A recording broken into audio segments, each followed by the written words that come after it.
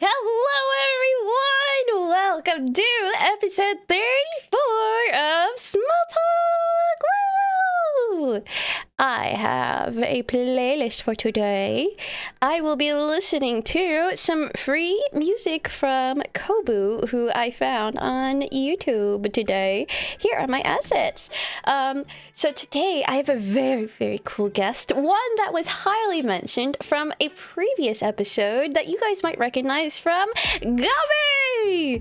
Gummy talked very highly of Snack, and it so happened that Snack was so kind enough to make some time for me today. So, yay! I'm so happy to actually spend some time. I've been lurking in a lot of his streams, and this guy is just so cool. Also, it's such a neat vibe to meet someone who has so many people just kind of like coming in and out of his streams. It really helps develop a community. So lots of questions to ask him today. But before we do that, let me go on ahead and introduce the topic of Sunny versus Rainy team. Now, for those of you who might not know, the Tavern here accumulates and gathers travelers, and travelers can align with Team Rainy or Team Sunny. Team Sunny folk are bright and cheerful people, while Team Rainy are chill and peaceful people. Also, they kind of like prefer the sunny or rainy weather. Whichever one that you tend to identify with will be the team that you shall score for. So for today, you guys can earn points by asking Snack here questions.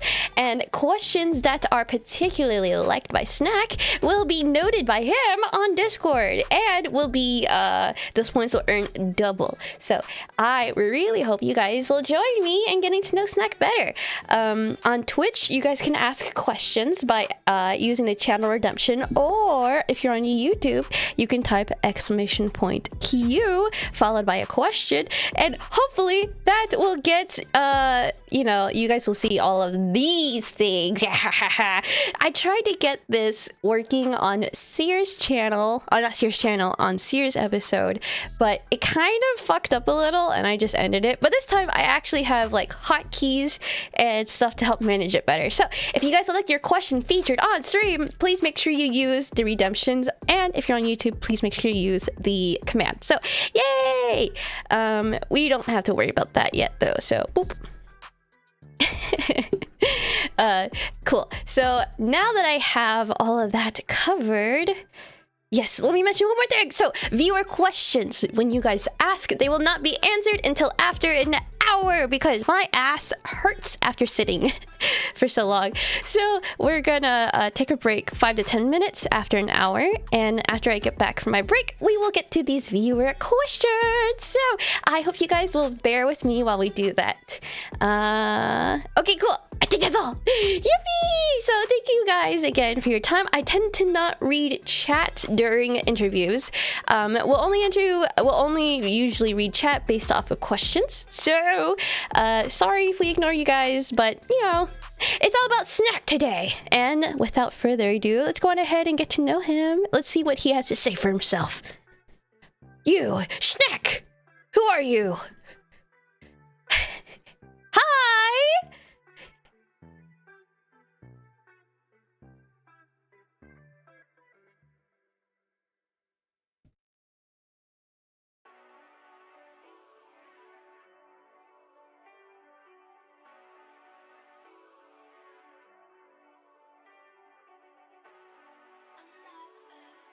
Let's go! I really have been so curious to ask about that name change. When I was going through some of your VODs, you do start out still saying Aloha and whatnot. So why the name change?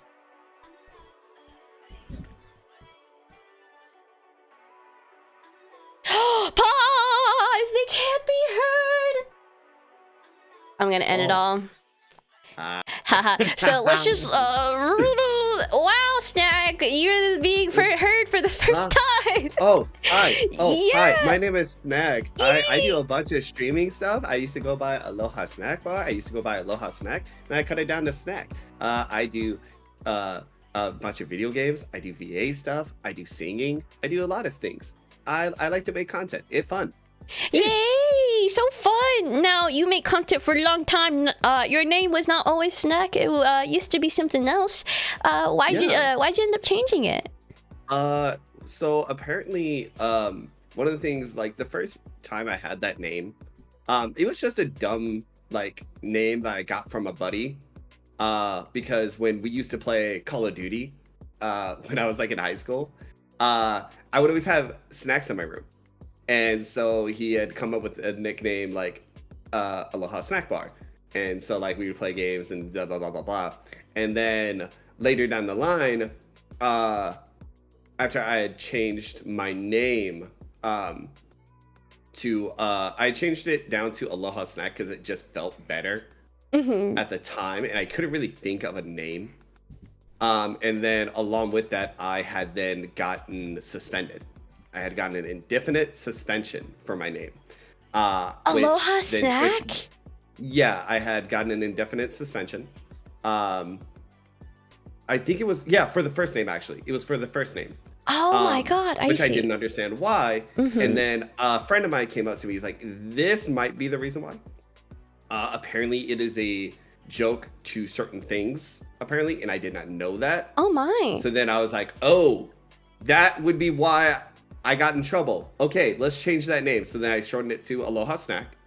And then after a year of that, I was just like, you know what? I should just switch it down to Snack. Like, having Aloha Snack is just so much, because then people are like, do we call you Aloha? Do we call you Snack? Like, what do you want to be called? I'm like, I mean, it doesn't bother me, but I guess I'll just shorten it to Snack, and then it's just 20 times easier. Yeah, it makes it so much easier. But wow, what a journey! I'm so sorry to hear you got that suspension. So I mean, we got it reversed. It's all good. Yeah, we all learned our lessons. But so your account got suspended and you changed your name, and so it just got unsuspended? So basically, at first, it was basically they just said you're definitely suspended. There's nothing you can really do. You can send an appeal, but blah blah blah. I then also found out that the reason why I had gotten suspended was because during this time there was stuff that was going on overseas, and apparently there was a lot of bot reporting. So they looked up keywords, reported those names. I see. All those people got bought. So me, and then alongside with, I think it was over 1,000 streamers. Oh my God. All were victims of the bot report. And apparently it still happens now. A lot of people are still dealing with it. Twitch doesn't know what to particularly do. They try to do their best with it. There's only so much you can do. A lot of times you just end up reversing it and just being like, oh, sorry, didn't want that to happen, blah blah blah. But then once I got that cleared, and they're like, hey, that was a mistake on our end, you're good, blah blah blah.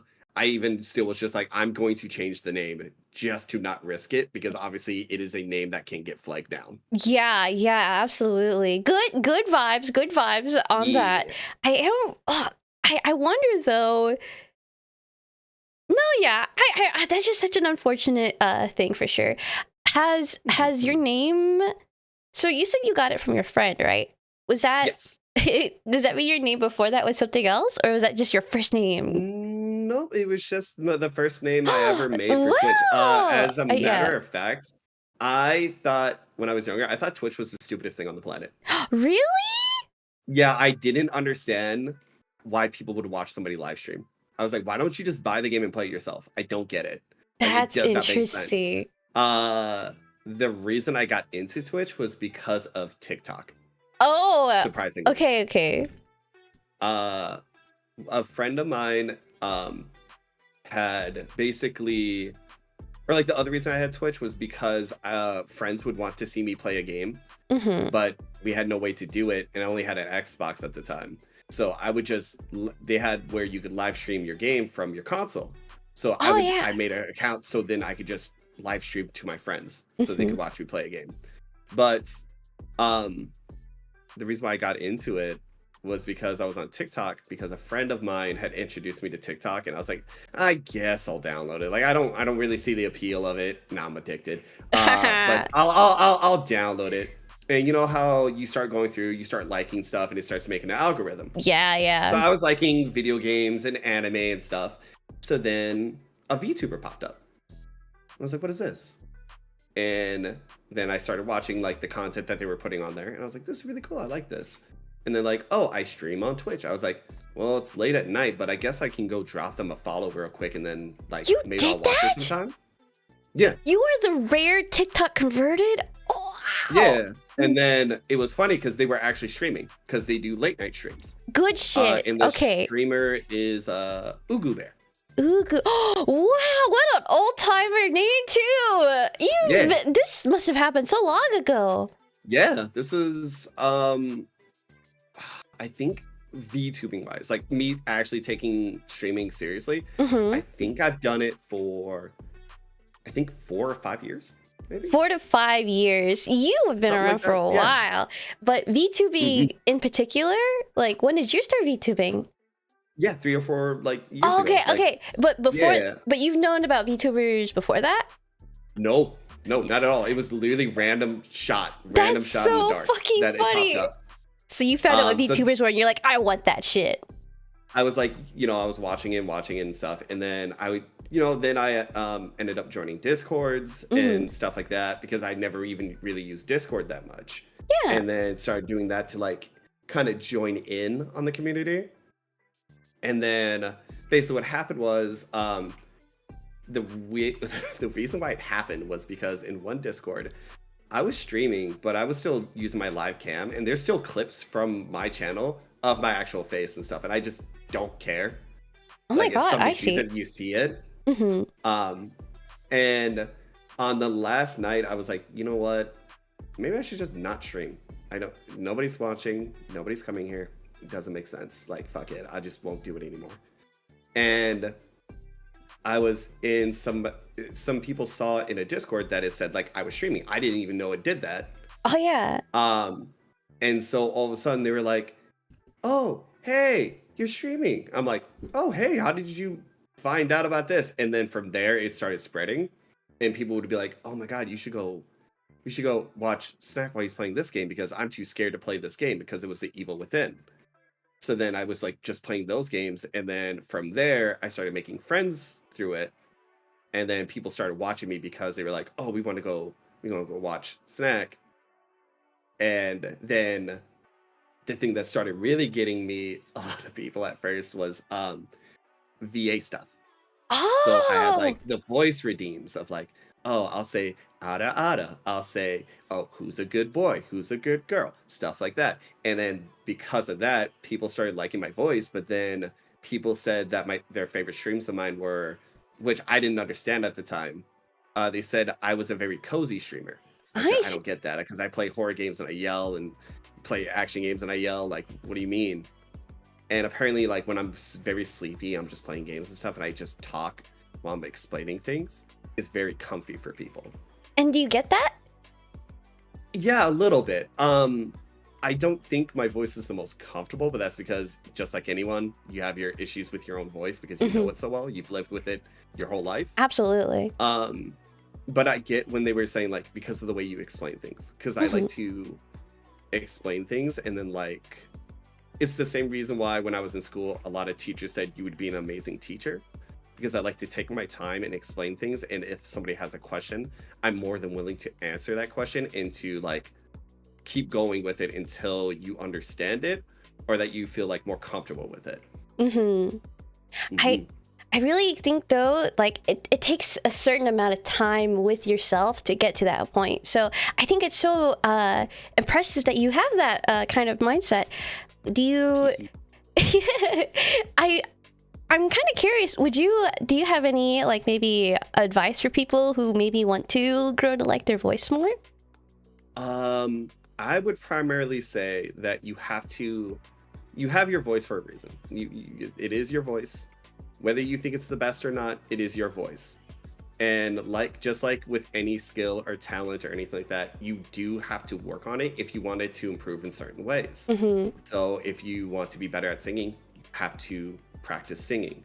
Now, that doesn't mean like you do 2 weeks and all of a sudden you're a god singer. Yeah. It can take years upon years. And it's you having to learn how to understand vocal ranges, your tones, what can your voice do, what is what is something you just cannot do, and things like that.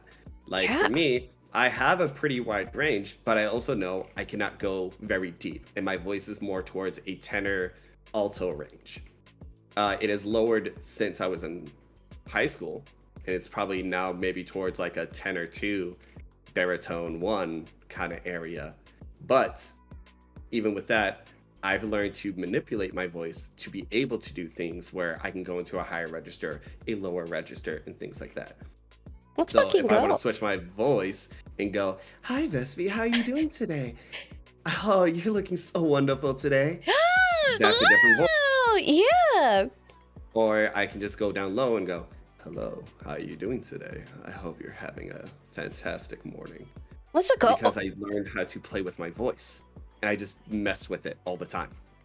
So that kind of like vocal practice is you finding like characters essentially to like snap to, and a lot of people don't actually have that kind of concept understood. So it's so neat to see you practice that like actively. I'm so happy to hear that. I'm kind of curious. So I actually wanted to touch on this topic. You are technically our first guest who does actively partake in maybe content that is strictly not for kids. Yes. Yes, I do that. Yeah. So I do that. Yes, you do. I'm not a prude, but I'm also not someone who does content like that. And my impression of it, I would say, is very ignorant. But I'm really excited to see if maybe you can help me work through some ignorance.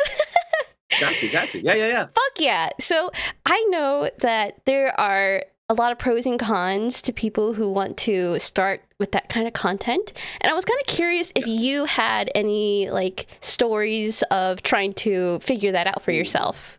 Yeah. So at first, I would say I was very much I'm not going to go down that route. Like I don't want to do anything that's too much. Like I like having confidence in myself and I like doing certain things, but like it has a limit, right? Right, yeah. Like everybody has a limit, and that's totally fair. For me, the thing that kind of made me go a little bit more into it was the fact that there was people who showed me like it's not just strictly, show this and that, and that's how you get them, that's how you get the perks. No, there's other ways you can explore that avenue and things like that. So for me, a lot of it is like, yes, I get art that is, not for anybody under the age of 18. Yes. But I also read scripts that are like maybe like boyfriend's experience or within a certain realm that is close to it. That is not like too much for me.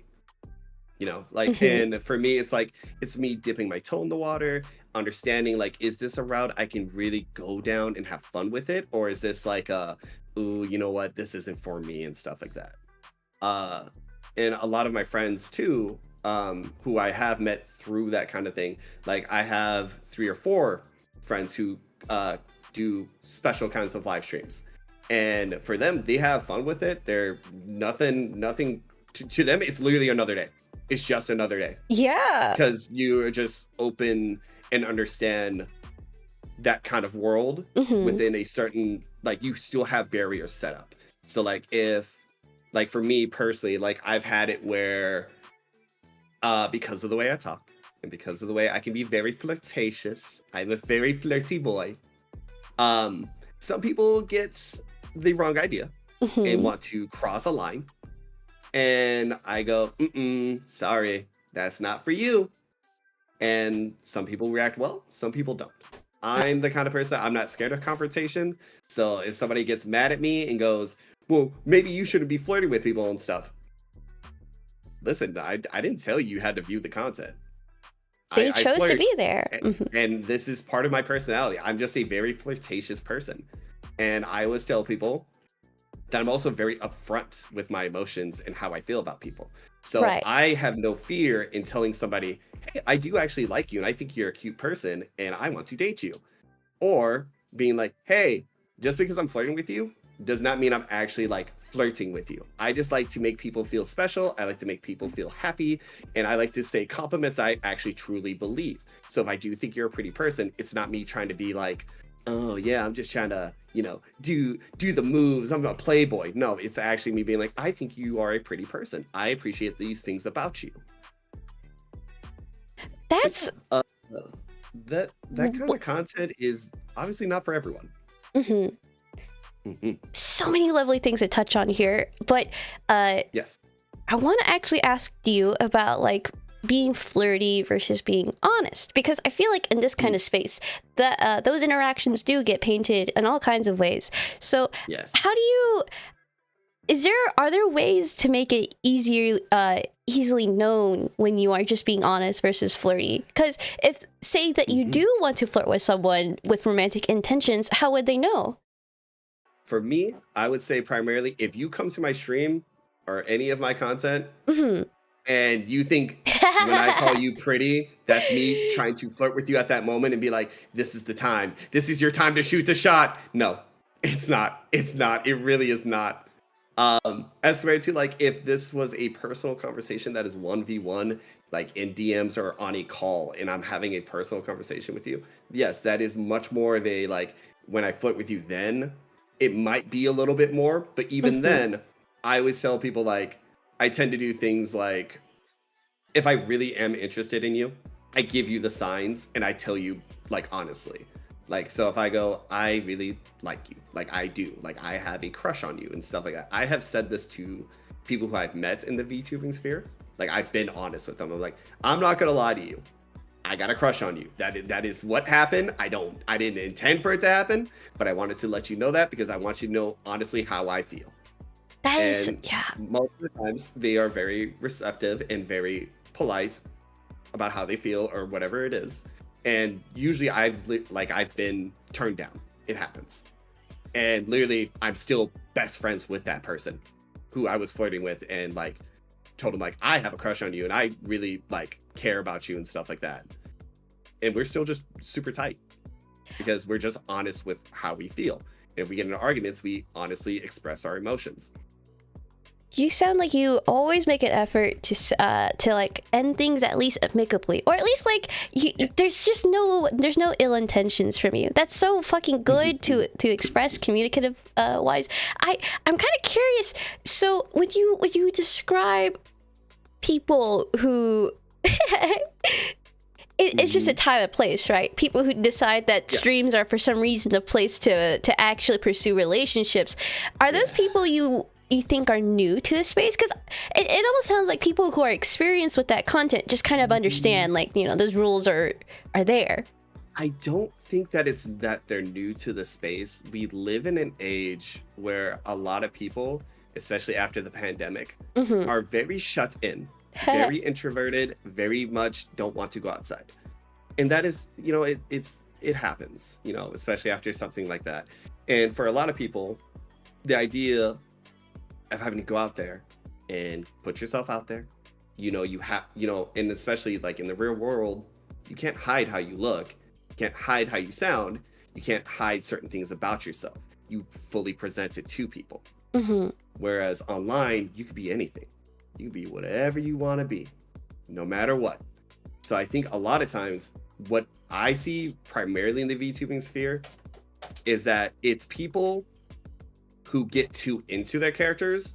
And because they're too into their characters, they think they can cross certain lines and some people honestly, from what I've seen personally and things like that, some people honestly think they are entitled to that kind of thing. So if like relationships or anything, there's a lot of things I've seen that are not the greatest. I've seen, obviously, just like in any entertainment thing, you see the dark sides. Yeah, sometimes. Absolutely. And there's definitely a dark side to VTubing, and I've seen some of it.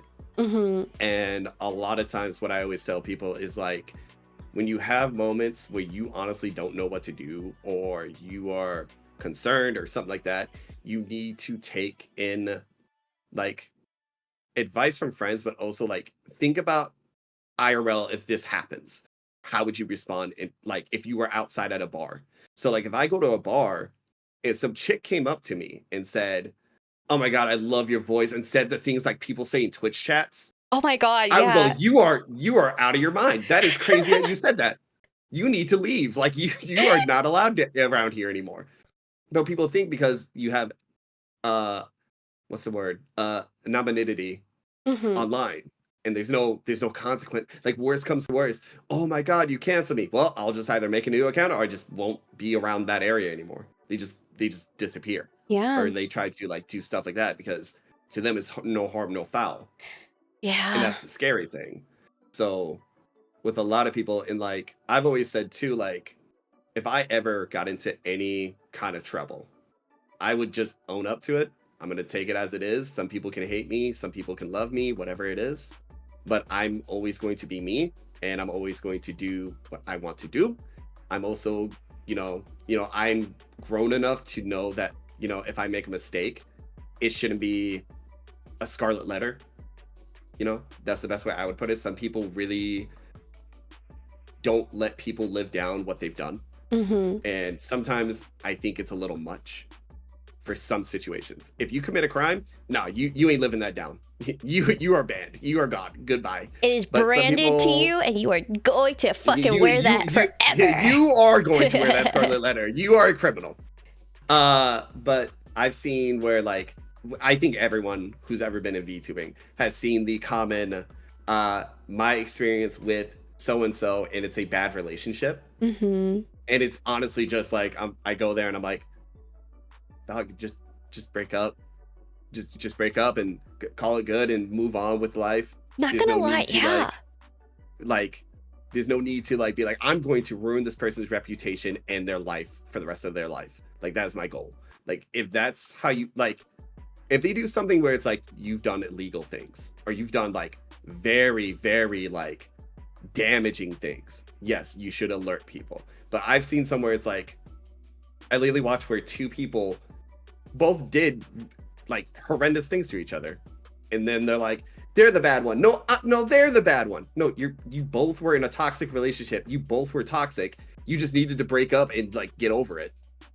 I shouldn't say it like that, but you both need to grow. Like you both need to grow up. You both have some growing to do. You are now realizing that you both did really bad things in your relationship. You just got to grow from it now. It's part of being an adult. Some people I think some people really do forget, like if somebody in their early 20s makes a mistake, or like a teenager or something like that, I don't hold it against them because you're a teenager. You're 20, you're 21, you're 22. Of course you made a mistake. Of course you didn't say something the proper way. That's why you're going to grow from this. It doesn't mean you get it off scot-free. No, you still have to pay for the action. Every action has a consequence. Yeah. But you have to grow from that and go, you know what? When I was 20, 21, or 22, or whatever age you were, and I was being a little shithead, I deserve to get yelled at. I deserve that. Like, that's what I get. I have to be held accountable. And so being an adult and being held accountable, you bring up such lovely points. Thank you.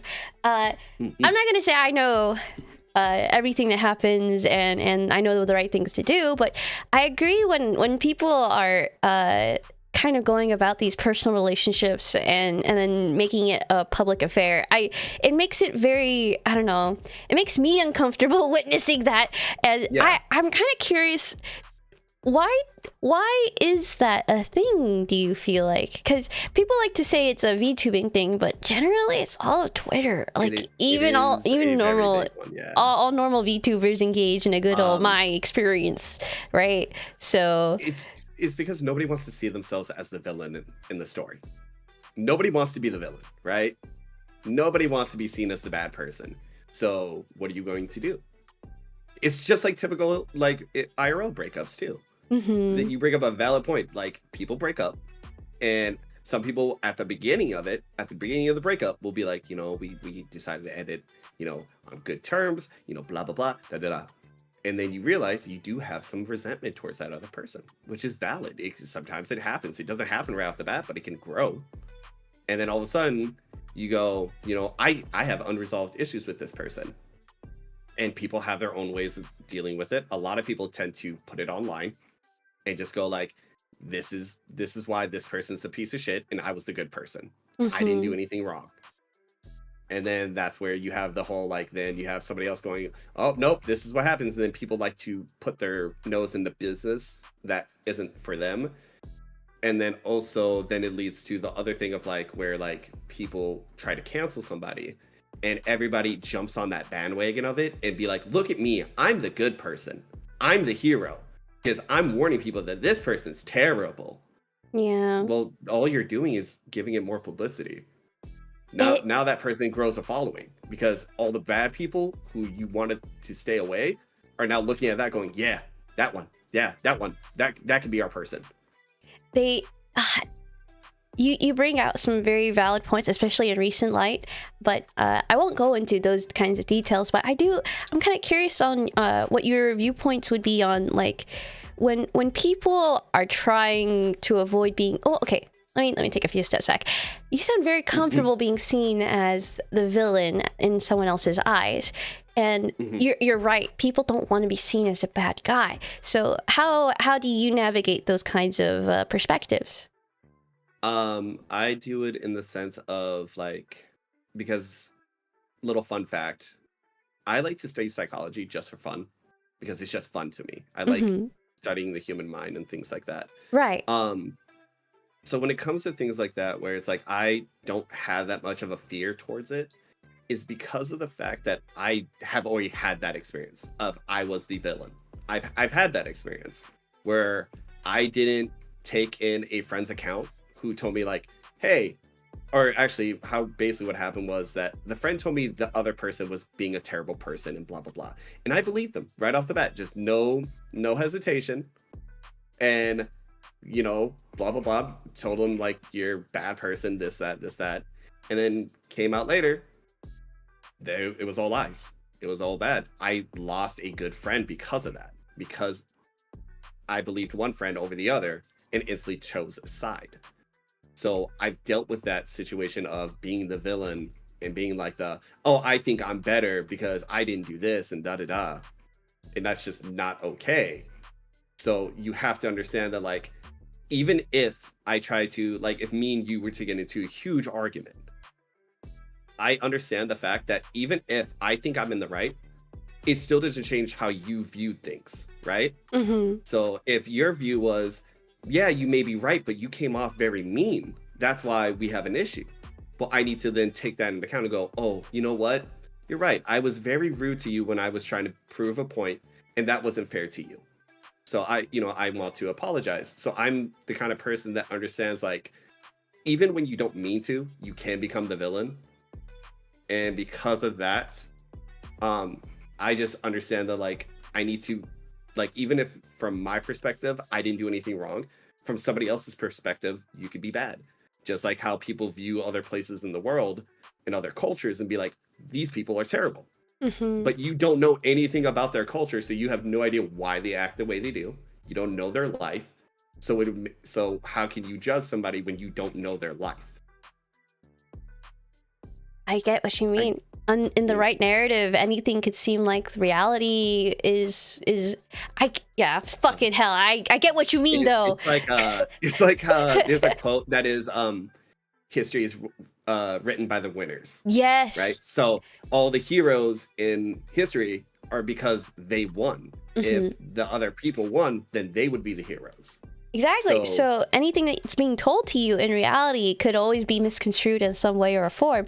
So I think this always begs the question then, like, where do you find your confidence? Because everything you are told in one way or form is something that you're taught, right?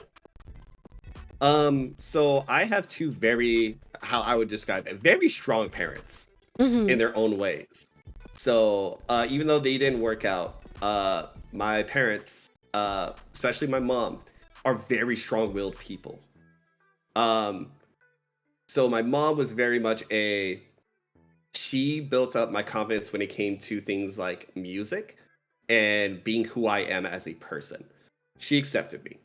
So even though I was her nerdy little son who liked to dance to Michael Jackson and just play video games all day and watch anime, she still loved me, and she still accepted that, like, not everybody does it, but it's you. That's who you are. What a lovely woman. Yeah, and my dad was also the same way, but my dad was the one who taught me, like, he never did the whole, like, this is how you be a man thing. He said, this is how you grow as a person. Let's fucking go. So when certain things would happen and I would talk to my father about it, he would like explain like, you know, here's the options you could have taken, like, you know, this is the one you chose. Like he breaks down the logic. Yeah, he breaks it down, and then like if we ever did something that he felt unbecoming or bad, then he would actually like take in the step to be like, you know damn well you should have never have done that. So oh god. There's an issue like where one of my brothers, they saw someone get jumped one day. Oh my god. And he just ignored it. He just walked away. He just like, nope, I'm not getting involved because I don't want to get jumped. And so when he got home, my dad chewed him out because he said, you didn't even call the police. You didn't say nothing. You didn't do nothing. And that's terrible. Like, you could have called the police. You could have said something. You could even yelled out and maybe they would have slowed down or like backed off. You never know. But instead, that kid is beat up and like could just be laying in that, you know, in that alley somewhere. So you did nothing. And that's the worst kind of cowardice, is doing nothing. Just, you need to do something at least. And so from that, me and my brothers are very confident people. It's why, like, for me, I'm very quick to talk to people and I'm not scared to meet new people. Because I just go, you know, whatever. You're a person just like me. There's nothing, like, you can do things that maybe I can't do, but there's things I can do that you can't do. So we're always on even ground. We're always going to be even people. That's very, very, like, what a wholesome viewpoint on like humanity. I'm really, really happy to hear that. I'm silly. What'd you say?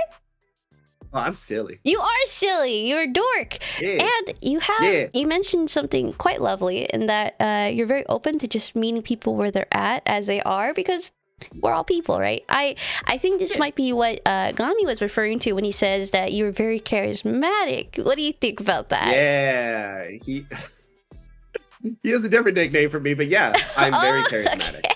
Wait, what's the nickname?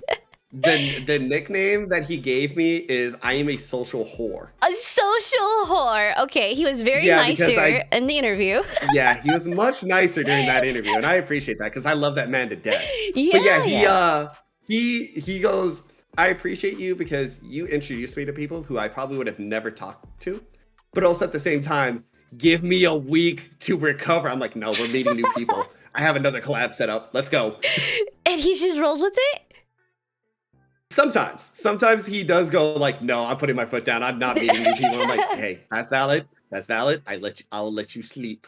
And then it's funny though, because then he comes the mod and somebody might cancel. And then he's like, you need another for party animals? I was like, yes! Oh my god, what a homie! So, yeah. I love seeing you two like talk to each other, honestly. It really feels like I'm just listening to two brothers, you know, just fucking hanging out. Now why does he calls you a social whore? Do you agree with this? Yes, I agree. I'd agree. Because I just like talking to people. So like I meet people like every week, I would say, or every month I like meet a new group of people and I'm just hanging out with them. I just start talking, and then all of a sudden I meet another group, then another group, then another group. And then this is also why I get yelled at by a lot of my friends, because then all of a sudden I'm in 5 million collabs, but I haven't slept. Oh my god. And then you don't have time for all the other friends too. And they're like, why don't you hang out with us? Yeah. Yep. So a lot of times I have been dealt with the guilt trip card of like somebody goes like, oh, you're too popular for us now. Oh, you're too famous for us now. Oh, you don't forget me when you're famous. Yeah, literally that stuff. Which, oh man, like some days I'm okay with it, and some days it really just irks me. And then I get like angry, and I'm like, do not assume because I talk to people that we can't hang out. I fucking get this. So let me see.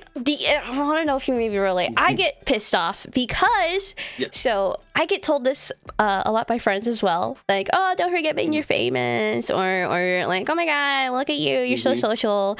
So it pisses me the fuck off because I love my fucking friends so fucking much, and I try very hard to make it known, and to have the implication that I would go and forget people that I went like out of my way for so easily, it makes me feel like they're assuming lightly of my love for them or what have you, right? So it just is like, fuck you, fuck off. And some days I'm fine, but other days it does make me really tilted.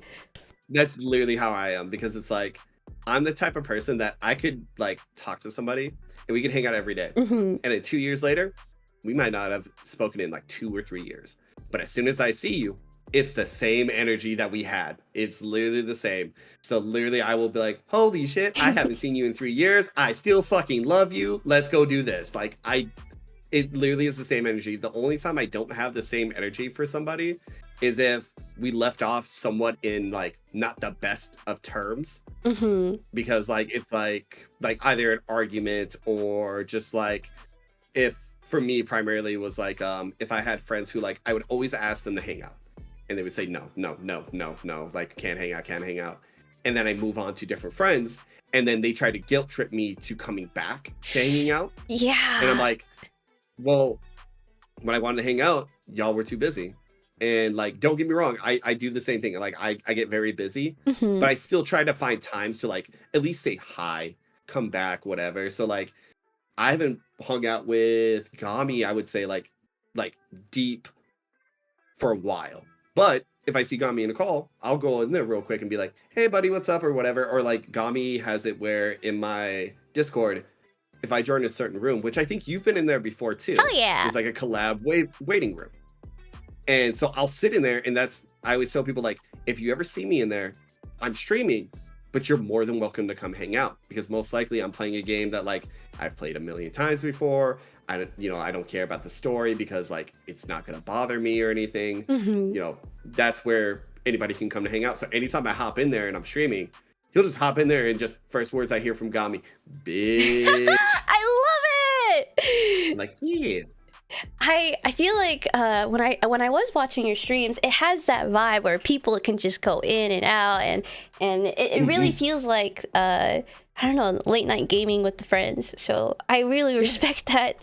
That's a hard vibe to replicate on stream, especially when you're trying to keep up with chat and also game and also like converse. Like personally, I get a little overwhelmed with that shit now, but it feels so comforting to at least see you address everyone so very warmly, you know, like you take time to get to know people. And I would say like for me the toughest part would be like for me, I have a lot of people who like to lurk. They don't like to talk and chat, and that's totally fine. But when I do have moments where like I don't have Gami or somebody else to bounce off of, so I'm just sitting there by myself, then I'm just like, well, I guess I'll just, I don't know, I start talking to myself like I do whenever I play video games. Like I will straight up start talking to myself, especially like in Resident Evil. So I'll be playing Resident Evil, be like, all right, I picked this up, so this should be enough to go do this, and then after I do this, I have to go do that. Oh wait, if I don't do this right now, I'm going to be screwed later, so I need to go do this now. And then people will come inside and they're like, you good? You going insane? I'm like, I might be. It's just you. It's just you vibing in the game, though. I get that. The day I go crazy, you will never know. You know, I've been actually coming across a lot of streamers lately who kind of feel like they are crazy. Are you one of them? Do you think you're crazy? I don't think I'm crazy, no. I think I like to be silly and say stupid things on purpose. I like to because it's funny. I like saying dumb things. But I'm also the same person who I think I am very intelligent. I am very smart. I know my worth when it comes to my intelligence. But it's funner to like when I'm streaming to eject all brain cells and be like, pretty gun. I like gun. It's fun. It's nice not to put that much thought into things, or like I don't know. Yeah. You spend so much time thinking about other things that it's nice to just like autopilot. Speaking of autopilot, someone mentioned Resident Evil, and I do know that like this is a game that you find very nice. So I'm curious if you could maybe elaborate on what that game is to people who might not know. Yes. So it is a series developed by Capcom and made by Capcom. That is basically the story of multiple survivors who have to deal with The basically the problems of what happens when a company decides we want to basically make people immortal. That's the best way to describe it. Oh, this always goes well. So basically, there's for mainstay games, like the main storyline, there is a total of 9 games, I believe. 9. So it's like it goes from this is so funny. So it goes from Resident Evil 0 like to without Resident Evil 1. Okay. So basically Resident Evil 1 was the first game, but then later they made a prequel I was that like, was called Resident Evil Yakuza. 0. Yeah. So it goes 0 to 1, Okay. to 2, to 3, to 4. It just goes down the line. And the last one they've made recently was Village. That was the last one. Yes, the hot mom. Lady Dimitrescu. Yes, the hot tall vampire lady. Mommy. Yay!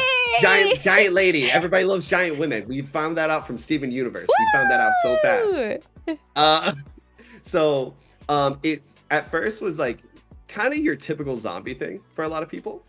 But how it works is that the zombies in the game are made from a virus. Okay. That is called the T virus. Okay, T virus. Yes. So the T virus makes people into zombies. It makes these monsters and things like that. Basically turning them into either zombies or some kind of horrific monster in some way, shape, or form. Okay. And you deal with multiple main characters. So each game, it's not that you're always going to be following the same main character, but there's mainstay characters. So the first 2 were Leon, or no, not Leon, sorry. It was Chris and Jill. Then from there, you go into Resident Evil 2, who is Leon and Claire, who is Chris's little sister. Is that the same Leon from the other game? Yes. So it's all the same Resident universe. Yep, same universe, same Holy characters. shit, So alright, if you okay. see Jill in Resident Evil 1, it's the same Jill in Resident Evil 3. Okay. Same person. So wait, really quick. Yeah. Leon, I hear, always makes these like pathetic little moans. Is this carried throughout games too? Okay, wait. So the thing is, pathetic little moans. Is that from Dead by Daylight? I don't know. I just like I know on May's stream, right? May has this sound alert that's just like called Leon, and if you redeem it, it's just him and his like he's just moaning. So a lot of people apparently that's from like Dead by Daylight. Oh, but Dead by Daylight. Okay. So the Dead by Daylight Leon, I actually don't like because I don't like that the Resident Evil characters are even in that game. I see. Okay. That's just a personal opinion. I don't think it makes the game bad or anything. It just doesn't make sense lore-wise. It doesn't make sense lore-wise, and even though in the game they have their own lores for the characters and why they're there and things like that, it just still doesn't make sense because you have characters who literally fight. They'll fight the monster. I see. And in that game, like the most you can do is like use a flash grenade or a flashlight or something like that. Blah blah blah. But it just to me it just my brain goes. It's not realistic. No, that's not how they would act. I see. As compared to like in Resident Evil, so like one of the things is like as the games progress, you obviously see how the world's changing and how it obviously wears on each character. So Leon is in Resident Evil 2, 4, and 6. And in first Resident Evil, or the first one he's in, which is 2, he's a young rookie cop coming from New York to go to Raccoon City, which is somewhere in the Midwest. He's driving there, and it's his first day on the force. Like he is fresh out of like police academy. So in Resident Evil 2, especially in the remake, they wanted to emphasize the fact that Leon is a rookie cop. So like he's not going to have the most steady aim. Okay. He's not going to be like, amazing by any sense, but like he's not a coward either. Okay. And he still has his like ideas of how the world should be. Cool. So most people like I would describe Leon in Resident Evil 2 as a golden retriever. Because he is a very puppy dog boy who's like, we have to save the city, and there's people that are trapped here and things like that. Does he get so he's very, very good boy. Yes, he gets very hardened because multiple things happen within that story. That then, but the next time we see him, he is Resident Evil 4. He has been chosen by the president to be his personal security guard, which means he also has to go through harsh training. And it's very aggressive training. He literally that could kill him. He's a professional, yes. Mr. President, get down! Yep, literally. And he is assigned with in Resident Evil 4, the president's daughter gets kidnapped is taken to a remote location in Europe that is somewhere near Spain or something like that. Okay. And because they don't want to officially say it's in Spain or something. Yeah. Even though the names and everything like reference towards it. But like by the time he gets there, you can tell he's much more like he's cool about this. This isn't anything new to him. This is very normal. This is just another day at the office. And like as a matter of fact, like one of the first things that happen in that game is that you run into the village that you're like dealing with the first like set of they're zombies in a different way. They're called plagas. So a plaga is a parasite that infects the host and makes them look human, or like they still look human, right? They still carry on with their day, but then when the host decides, hey, these people are considered enemies, the plagas will then start to attack them. So the villagers start attacking you. Oh, okay. Yeah, which is bad, not fun. No, yeah. Leon has to mow down villagers. A man with a chainsaw with a bag over his head is chasing him down, trying to kill him. And finally, a bell from a church rings, and the villagers go Lord Sadler, and they leave to go to church to go see their leader, basically. And Leon, most people would be like, "Oh my God, I just went through this horrific experience. This is bad." Leon just goes, "Where's everybody going?" Oh no! Like he doesn't faze him. He's Such just like, a pro tag. What happened? Yeah. At this point, do you know what's happened to him, or like it's just like he's been through training, so that's what happened? Well, so like in the prologue, where they're doing like this cutscene, basically explaining what Leon was doing between Resident Evil 2 and 4. They tell him like he got picked up by the government because he was a Raccoon City survivor. Right. Because of that as well, and because he was able to survive, the president decides he needs to go through training and stuff. He wants him on his personal detail, which then leads him to being trained by a man named Jack Krauser, who is a very harsh trainer and like literally had multiple times where he almost killed Leon. Oh my God. They then also He's like go on and then he also goes on a mission in between Resident Evil 2 and 4 that is in a Resident Evil light gun shooter game called like it's like Umbrella Chronicles or Raccoon City Chronicles. Okay. And they go on a mission that's called Operation Javier, and he gets even more traumatized through that. And so by Resident Evil 4, he's dead. Like, he's dead inside. I wouldn't say he's dead inside, but he's getting close.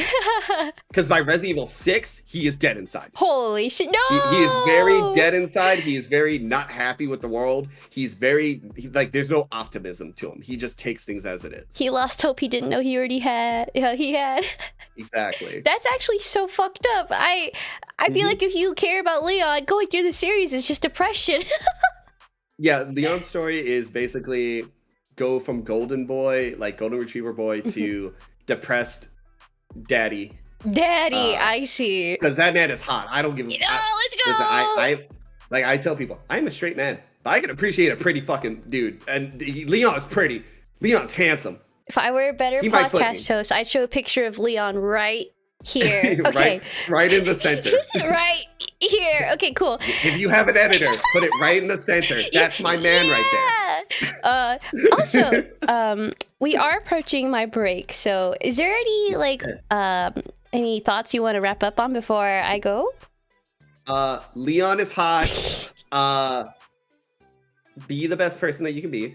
And Leon's hot. Yeah. Let's that's go! the main Leon's hot! points. Leon's hot.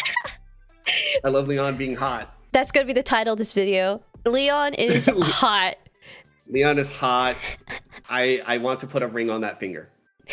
I will do it. I feel like that might be a shared. Okay, anyway, I will now go on a small break. Would you like to hang out and chat with chat, or do you also want to go on a break? I mean, I can chat. Yeah, I can chat with people. You're free to also take a break still. It's just just be I'll be off screen, so okay. Yeah. If I disappear, it's because I went to go grab Wawa. Bet. All right, I will be back in 5 to 10 minutes. when I do come back, by the way, if you guys want to ask Snack here any questions, feel free. We will answer them when I get back, and any straggler questions we'll answer at the end. So thank you so much for your time so far, Snack, and I can't wait to ask some of these questions. Okay. Okay. Bye. Bye. Have fun break. Hi chat. Hi guys. How do? Yeah. I hope you guys are having a lovely day. I hope you guys are enjoying the interview. And Leon's hot. Yeah, that's facts. But yeah. Otherwise, I hope you guys are taking well of yourself. Taking care of yourself. Yes, that's the words we wanted to use. And I hope you guys are having a fantastic Saturday. Hello, Bert God. Hello. I recommend to watch DMC anime. It has Capcom cameos. I want to, but so I want to watch that because I love Devil May Cry. I love Devil May Cry. Another Capcom series I love. I'm a Capcom fanboy. Just fun fact. But basically, because of the rules of Netflix, I can't watch Netflix anymore because they're like, that's not your account. You have to go make your own now. And I'm like, God damn it. Huge Capcom head over here. Yeah. Just take care of myself. You can't make me. That's crazy. You don't want to take care of yourself? That's crazy. Please. Please. Please. I'm gonna make pop noises.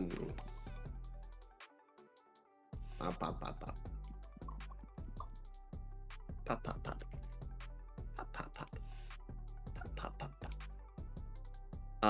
Also, sorry.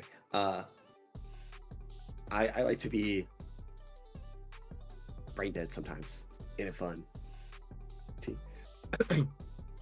The only person I know who would go so hard with it. Yeah. I like Resident Evil a lot. It's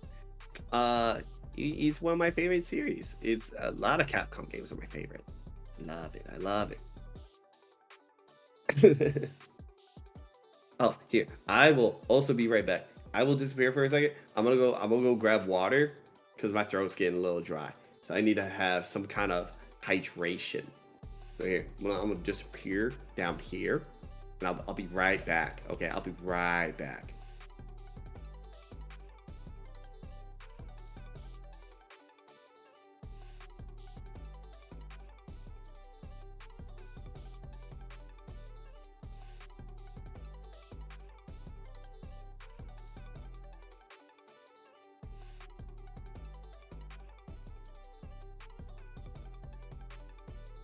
Wow. Okay. Grab my water. Wait. There. Maybe. Sorry, am I gonna... It has... I see. I might have to look at that. Oh, man. Wow. Whoa.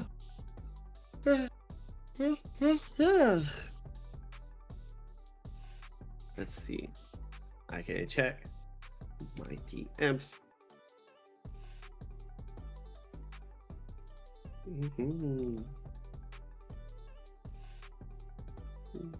Don't even like me. Pop. Let's see. What else?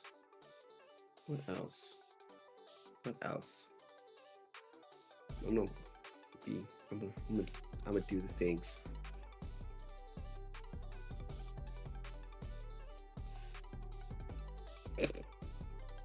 I just look down there and I see Vespy, and Vespy's just like, what are you doing up there?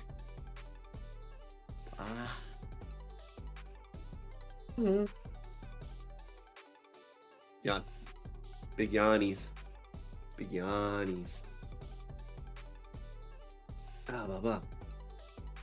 Does anybody have any fun weekend plans? Anybody? Anybody doing the coolest things this weekend, huh? Let's be Laura accurate. That's crazy. But I agree. I tell. I tell, boy.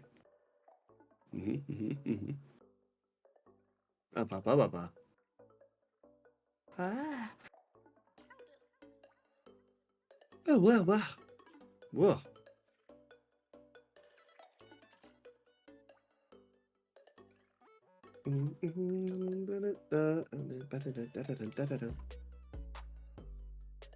That's crazy.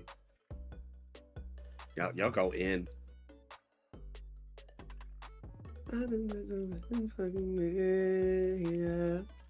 That is evil deeds.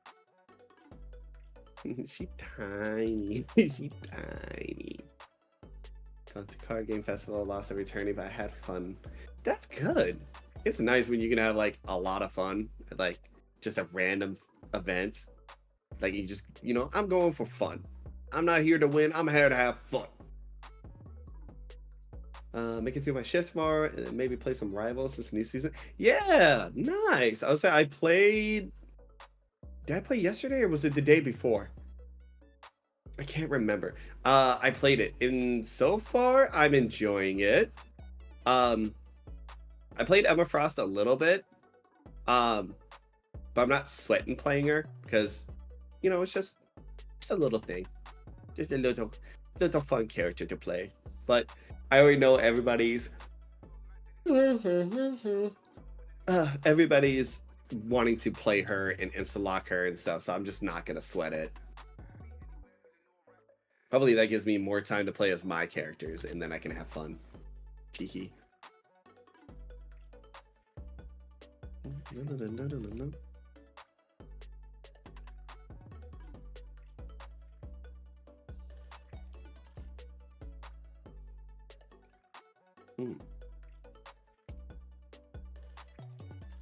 All I think about is the see what it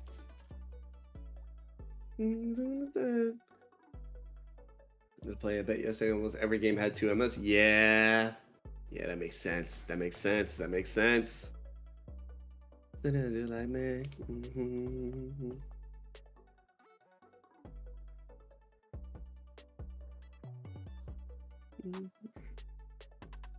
All I think about is even day.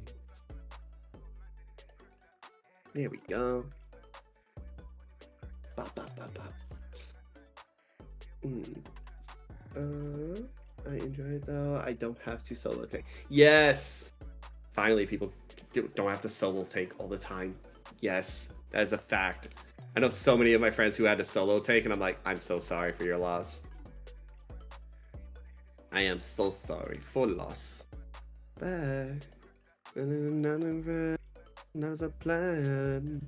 And another end. And in the way that it is. Seven the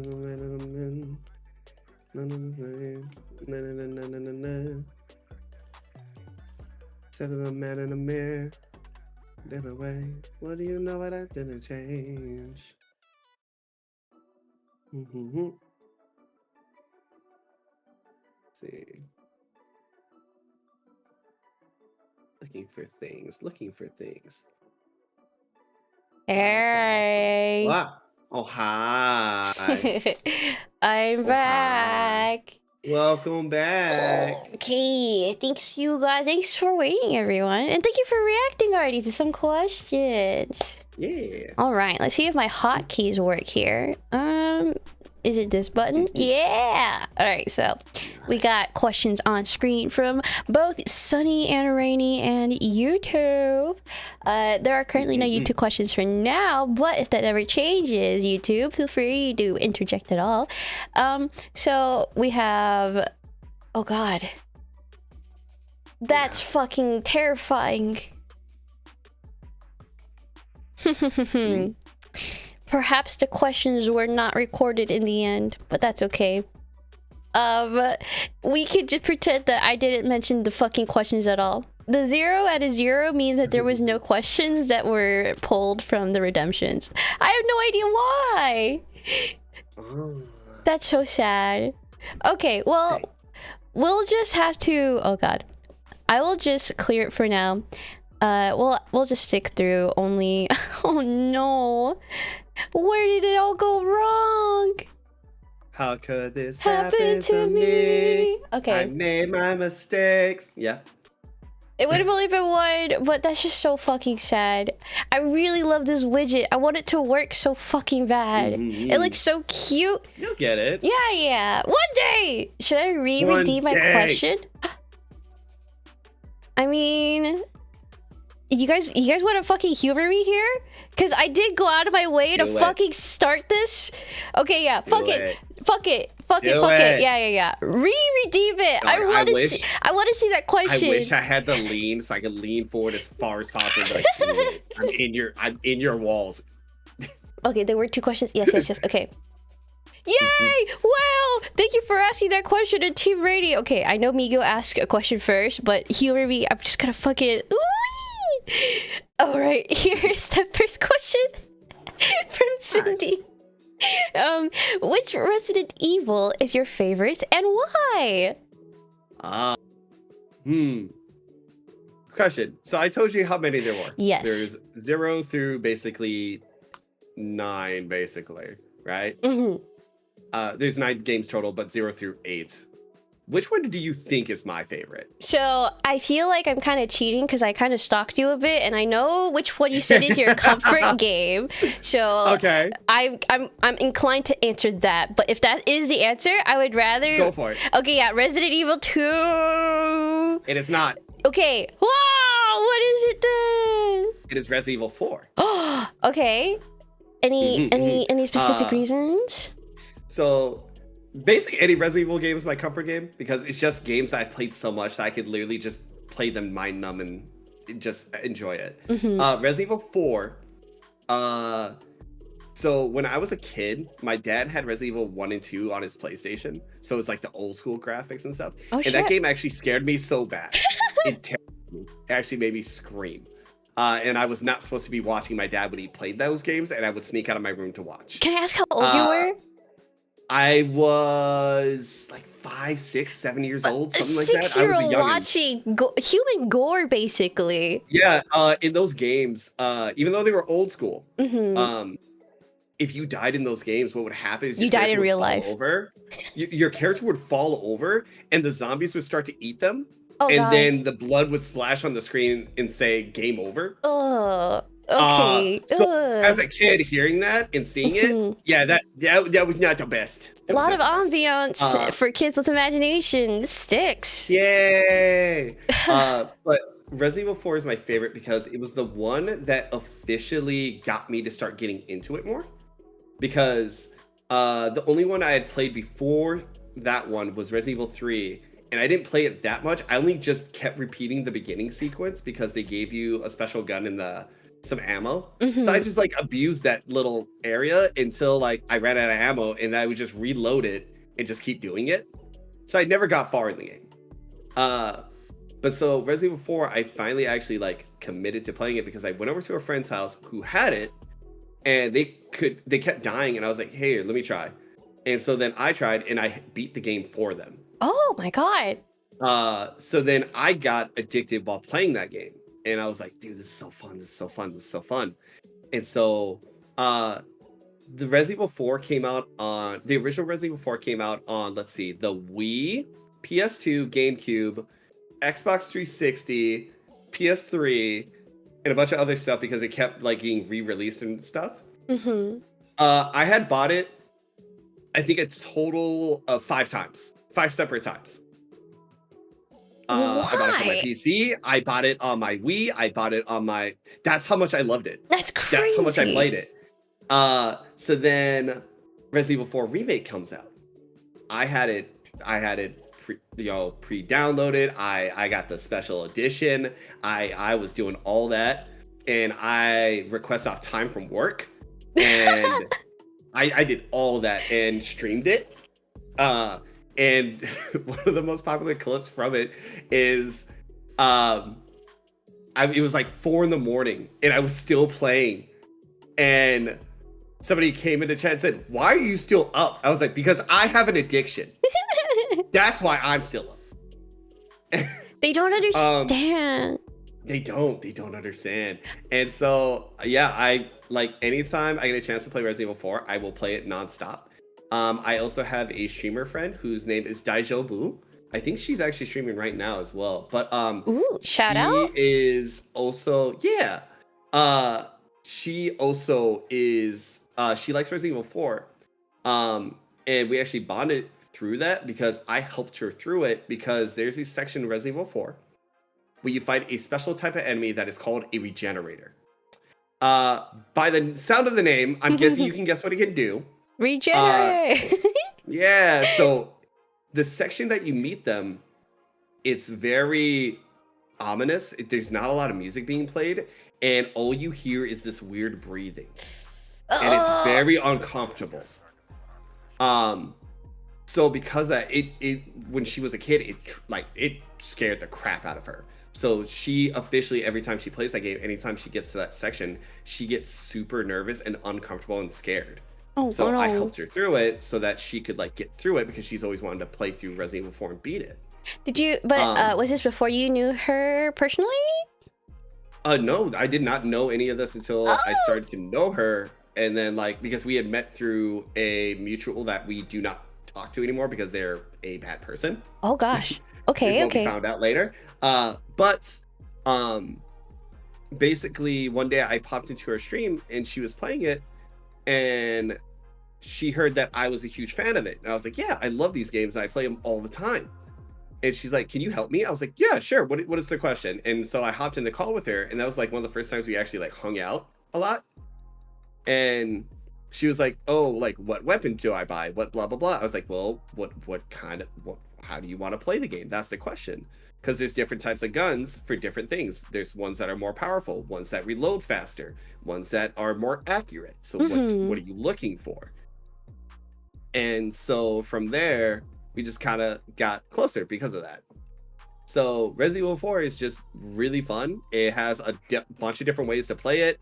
It has cool DLCs or like extra modes that are really fun.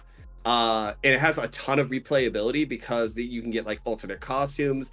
With Resident Evil games, your goal is to beat the game as quickly as possible, and without saving as much as possible, and not using healing items as much as possible. I see. So the better you can do that, the more of a better rank you can get, and the better of a rank you get rewards. So like if you can do really good, you can unlock an infinite rocket launcher, or a magnum that can one tap a boss. Let's fucking go. Like, that sounds so like cool. That. Yeah, so it gives you incentive to like get better at the game and to learn things and learn how to get through areas as quickly as possible.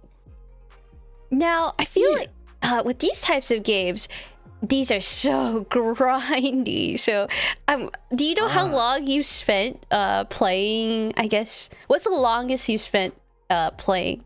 Playing a Resident Evil game? Yes. That's tough. So it depends, because I would say the longest ones for me were the old school ones, which were like 1, 2, and 3. And then also because I was like a little kid at the time. So like I was not supposed to be playing these, and I was not supposed to understand concepts and stuff like that. It's a lot. And then they remastered 1, and I remember playing that as like an adult. And so I'll kind of go based off of that. The longest in playtime on a single playthrough that I had was, I think, 7 or 8 hours of in-game time. But that was multiple days of playing it. I see. Because in the original ones, the puzzles are a lot tougher. Okay. So, like, I feel that usually pisses people off. Oh, sorry. That actually does. That's actually very valid. There's 2 things that piss off people about the old ones, which is 1, they have a lot of puzzles that are hard, and if you don't understand it, you will lose, or you will die, or you will waste time, and then people get frustrated. Yeah. Then the other thing that makes them mad is that the game plays with fixed cameras, so you cannot turn your camera at all. You deal with it the way it is, and then along with that, the game plays off of tank controls, if that makes sense to you. No, it doesn't. So imagine when you're playing a video game, right? Mm-hmm. How do you move? With your left thumbstick, right? Oh yeah, yep. Mm-hmm. Right. Yes. So if you move the left thumbstick forward, Okay. what does it do? It goes forward. Right? And if it goes backwards, it does. Backwards. If it goes to the left, you move. Left. If you move to the right, you move. Right. Okay. Yay, I get a Now cookie. we're gonna do the same thing with tank controls. So if I move forward, what do we do? I'm assuming not go forward. Nope, you move forward. Okay. You go forward. If you move backwards, do you move? But backwards? Correct. If you move left, You go left. no. No. You turn. You turn. Oh wait, as in Your character turns left. Which is what you would usually do with your right thumbstick, right? Yes. But Yeah. you're turning instead? Yes. Okay, but you're not moving. Nope. You Standing in place. You're turning. You're rotating. How do you move if you wanted to go left? So you would have to hold forward and move left. Oh! Or you have to fully turn and then move forward. Oh, So God. that's how tanks control. I see. Okay. Yeah. So the right thumbstick, you don't use for anything. I It does not help you. understand. Okay. So Yeah. you do not strafe. There is no strafing. And then there's aiming in the games. Okay. So you know how most games are now in third person and stuff like that. When you aim down Yeah. sight, you aim over the shoulder. Mhm. You use your right thumbstick to aim. Easy peasy lemon squeezy. What the hell? There's only 3 ways to aim. 3? By that, yeah. So basically, there is a button that is called ready your weapon. Okay, So you okay. take a stance, you hold your gun out, and you're aiming at them, right? Right. Easy peasy. Now, let's say you want to aim for the head, right? Okay. You would just assume your character would move just like a little bit, or you can just move it a little bit. If you hold up, you aim upwards at like a 45-degree angle. So you're like aiming No. towards like the balcony. Okay, but it's always at an angle, so you have to like. So if they're too far away, there is no headshot. Yo, It doesn't count. I hate So if you want to aim that. for headshots, you have to let them get close. So this kind of thing though is only from the old games, so it's better now. Yes. So Okay. they've made Resident Evil remakes. Okay. Which Okay. that's not a thing in those. Like you aim like regular third person games. Mhm. Except for Resident Evil 1 Remastered, that still goes off of old gameplay. Okay. Yes. But it's not that bad. It's in the remastered. No, in the remasters it plays like a third person game. So like Okay. if your right thumbstick is how you aim, and stuff like that. Or well, Resident Evil 1. Resident Evil 1 it's literally same controls, tank controls, the same camera angles, all that. Okay. You have to deal with it still. Resident Evil 2 remake and 3 and 4 and 5, like all those are all like third person, more modern gaming. Like everything's easy. You would This be able to pick game- it up and understand it. It's such a fucking crazy franchise now that I hear more about it. So many people like Yeah. play this game, but I guess I never really understood how it actually played. Yeah. So when you play the old ones, it's a very big culture shock for a lot of people because of how the controls work. Yeah. And it's funny because then they have stuff that's called like modern controls, right? So the modern controls make it so like if you move your thumbstick right, it does move right. If you move it left, it goes left. You know, like the classic way you would think. But the problem is that you're playing with fixed camera angles still. You can't move the camera. So what happens is when you walk into certain sections and areas, the camera will change to a different fixed camera point. That This must be so causes jarring. people- Yeah, this causes people to get stuck running in the same spot back and forth because they just are trying to do something. It also has led to people dying because they're trying to avoid a zombie, and Yeah. because the camera changed, they run right back into it. And you can only move forward and you can only turn. So Yeah. it just So I you're have so to teach. debuffed. I have to teach people tank controls so Yeah. that way they can play the game because it's too hard on the modern controls because it tricks people too much. So, would another reason why you say like Resident Evil 4 is like your favorite? Do you think it's like your most trained game? Yes, I used to speedrun it. Oh my god, really? What are the times? For like the best speedruns. Yeah. I used to know this off the top of my head, but let's see. Resident Evil 4 Classic. I'm about to look it up actually because I wanna know what it is. Yeah. Let's see. On a basic new game, so that means like you don't have anything special, like you're just on a fresh game. Mhm. On the hardest difficulty, the fastest time is 1 hour and 35 minutes. An hour? How long is the that normal was done- duration? Hold on. That was done 2 years ago. And this is the remake? No, this is the classic. original. Okay. Yeah. Oh.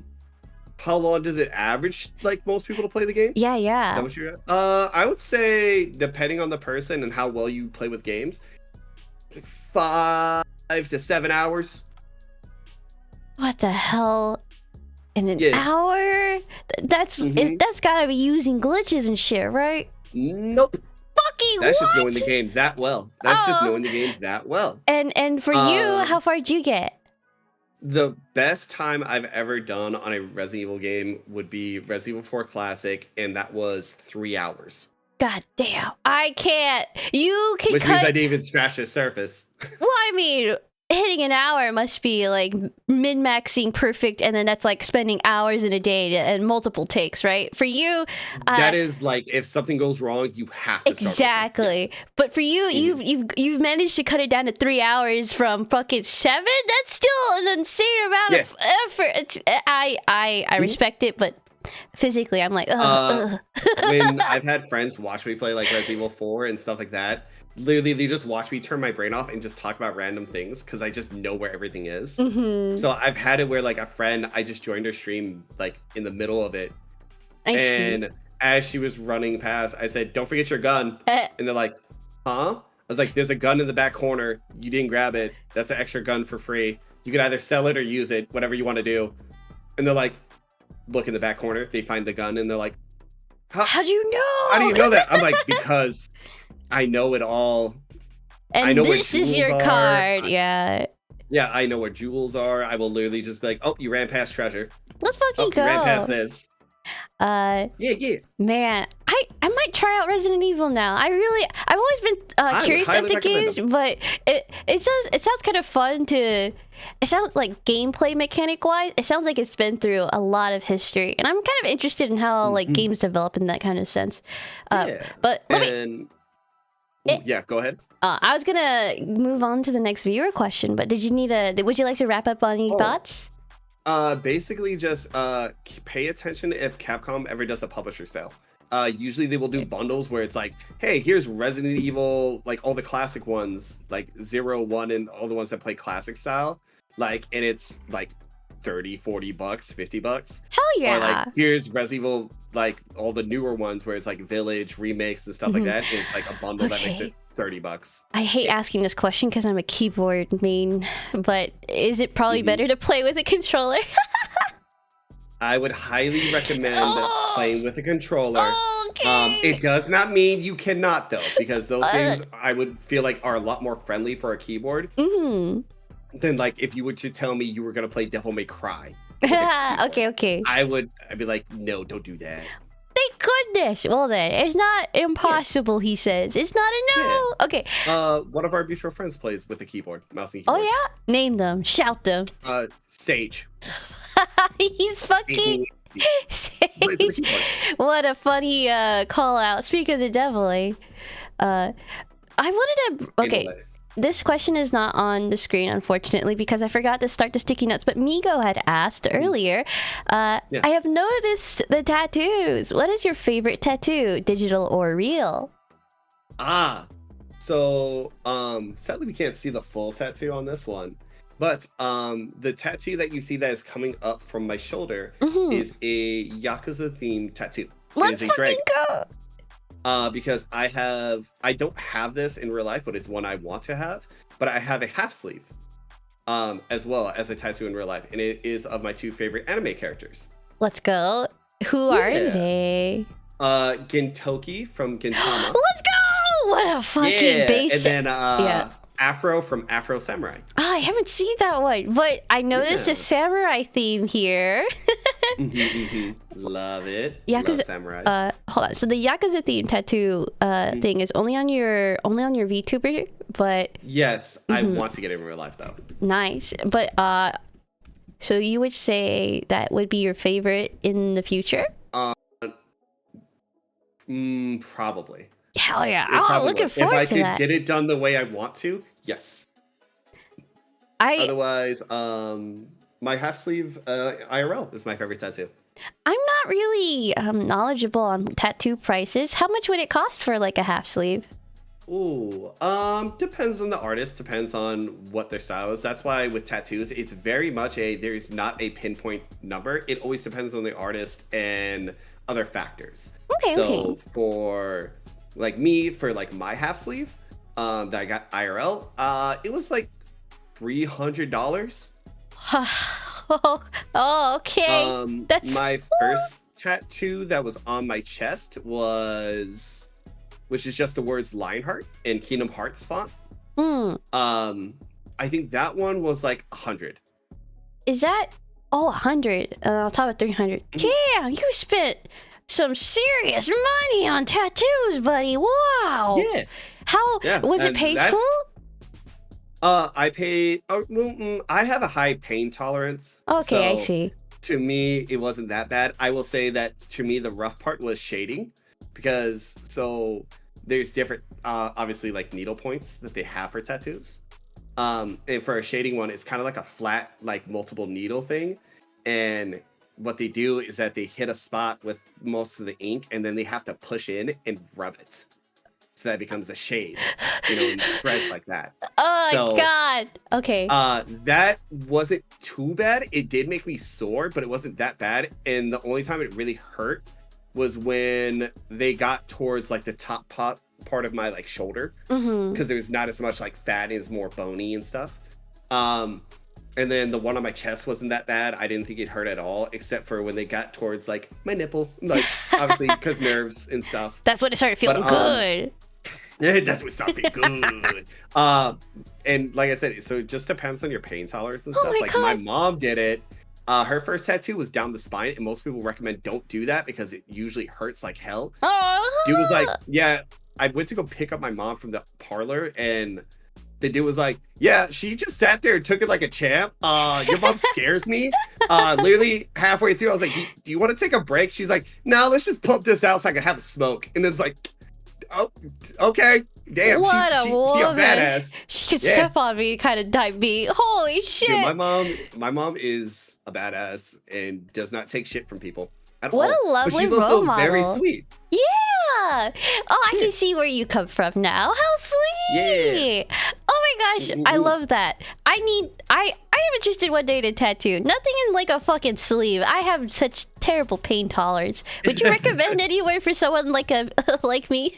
Yeah, I would say if you want to do a tattoo and you want it to be like a good first experience, I would highly recommend your shoulder and your thighs are usually two places that a lot of people don't have the worst trouble with, because they're more usually with like more muscle and fat and stuff. So, and also it's a bigger canvas spot, so a lot more time to like be, or a lot more like space to work with.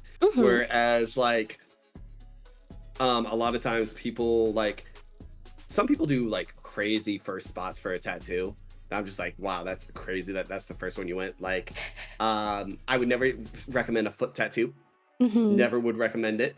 Or doing your fingers, I think, is a very bad one. Fingers?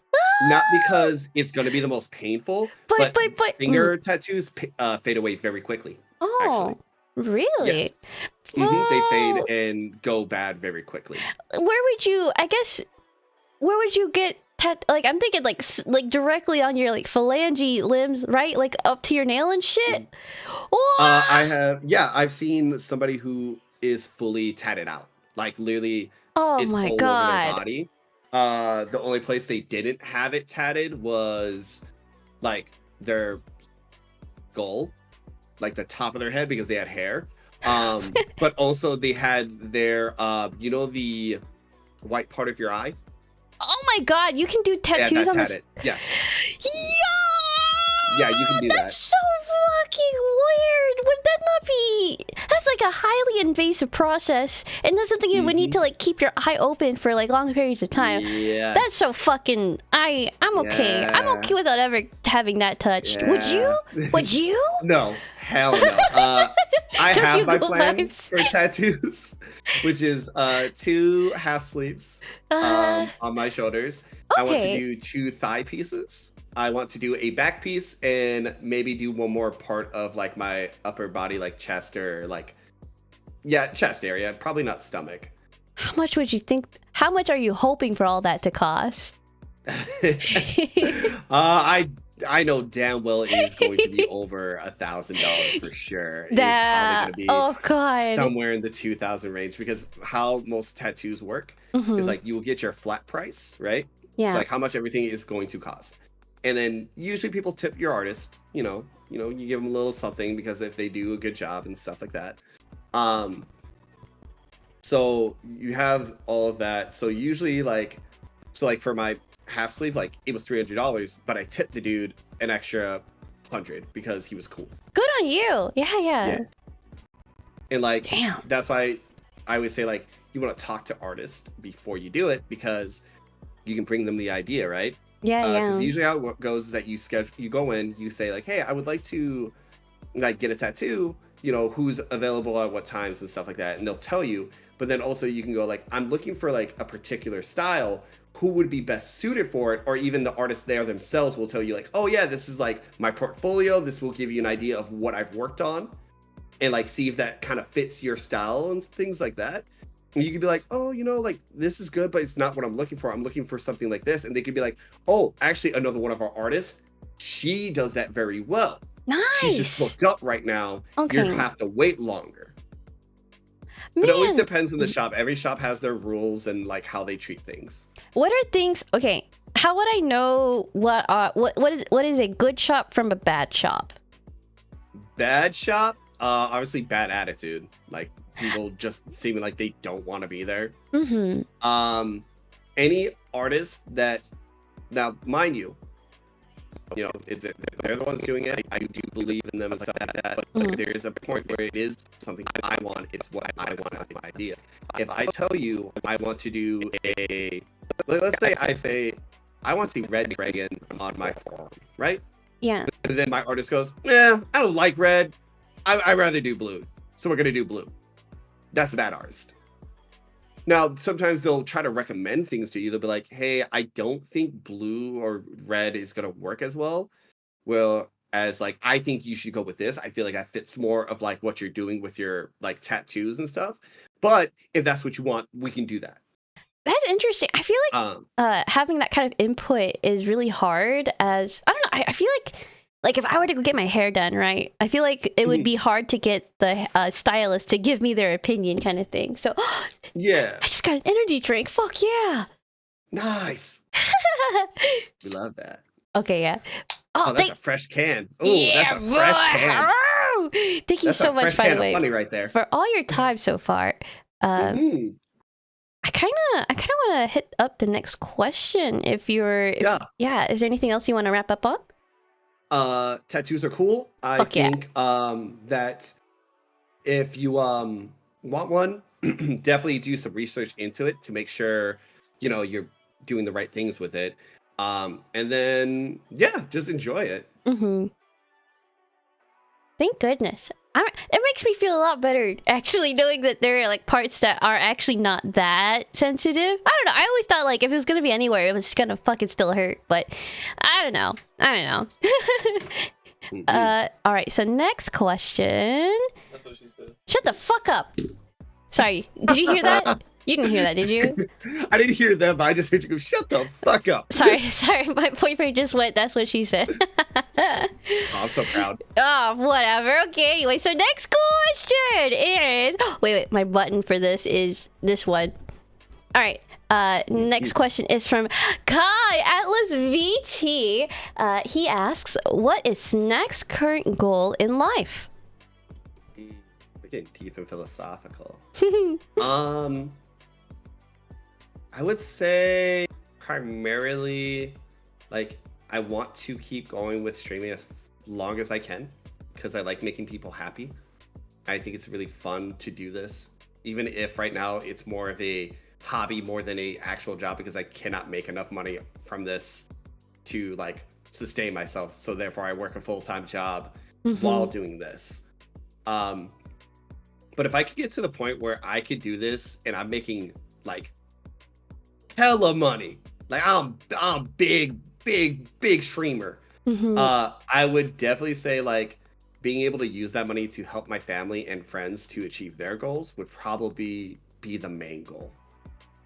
So whether that be like, I've said this so many times, like I was like, if I had the money, I would literally kidnap a pretty good chunk of people who I know would live very well together. And where I live, houses are cheap to rent or even put money down on and stuff. And I would be like, streamer house. Y'all live together. Time to stream. Time to have fun. This makes it so much easier because people want to do that all the time, especially with people that they're close with. So I would love to be able to do that for people. Kind of like, even though I don't watch them and I'm not a big supporter of them, there's that FaZe Clan stuff where they, you know, they have a huge house and then they grab people and they all live in the same house and stuff. Like, I think legit, that's the dream. Awesome, that's an awesome thing to have. So I would love to be able to do that. Otherwise, just the other dream I have is fucking silly, goober, fucking same dream I've had since I was a kid. I want to have a family. Oh, that's so cute! Yeah, I want to have a family one day, and I want to have two. I mean, the goal. I always say this number, and any person who I'm talking to, especially dating wise, goes that fucking many. I want to have 4 kids. What's the logic? But so because my family is 4. I see. So when I was growing up, it was my 2 older brothers, then me, and then my little sister. So I always like the idea of the 4 because, and like having them within close age of each other, because you always have someone to talk to. I see. It does make it hard when there's like a generational difference. So yeah. And then and then afterwards, my dad met another person. They had 2 more kids, and then they broke up, and she met another person and had 1 more kid. So there's a total of 7 of us. Holy shit. But I don't think I want 7. That's a little much. Nice experience. So I would like to, my goal would be 2 to 4. I see. 2 to 4 would make me happy. 2 to 4? Yeah. I feel like 2 makes a lot of sense. I don't know if do you find that, I don't know. 4 is a lot. 4 is a lot. Trust me. I understand it. That's why when I say it, I understand like people being like, damn, you want that many? I like having, like, I do come from a very big family, so I do like having like that vibe, those vibes. I agree. And that vibe of that. And then along with that, it's not like it is a set in stone. Like we will have 2 to 4 kids. This will happen.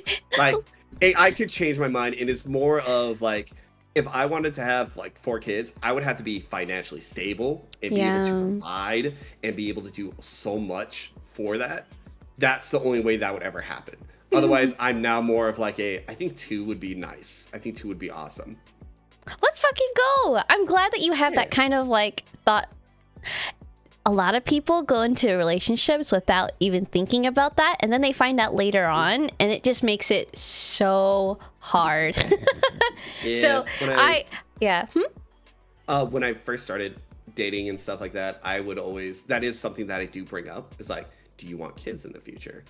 Valid, like, so valid. Because I've dated people and they were like, one day they were like, nope, never. I would never have a kid. I was like, even adopt? And they're like, nope, not at all. And I'm like, see, that's not gonna work. Like, I'm not saying like we have to, but if that's a thing that we fundamentally disagree on, that is a very big thing for a lot of people. So I'm like, in this day and age too, like, people do not have the finances to accommodate for that. So people have valid reasons too, but there are also like lovely folks like you. I hope you procreate as much as you want, buddy. You're so cool. But I'm just thinking, don't say like that. That's I'm gonna end up like my dad and be like, I got 6 kids. No. You have a good number. 4 is good. You're absolutely good on that. So.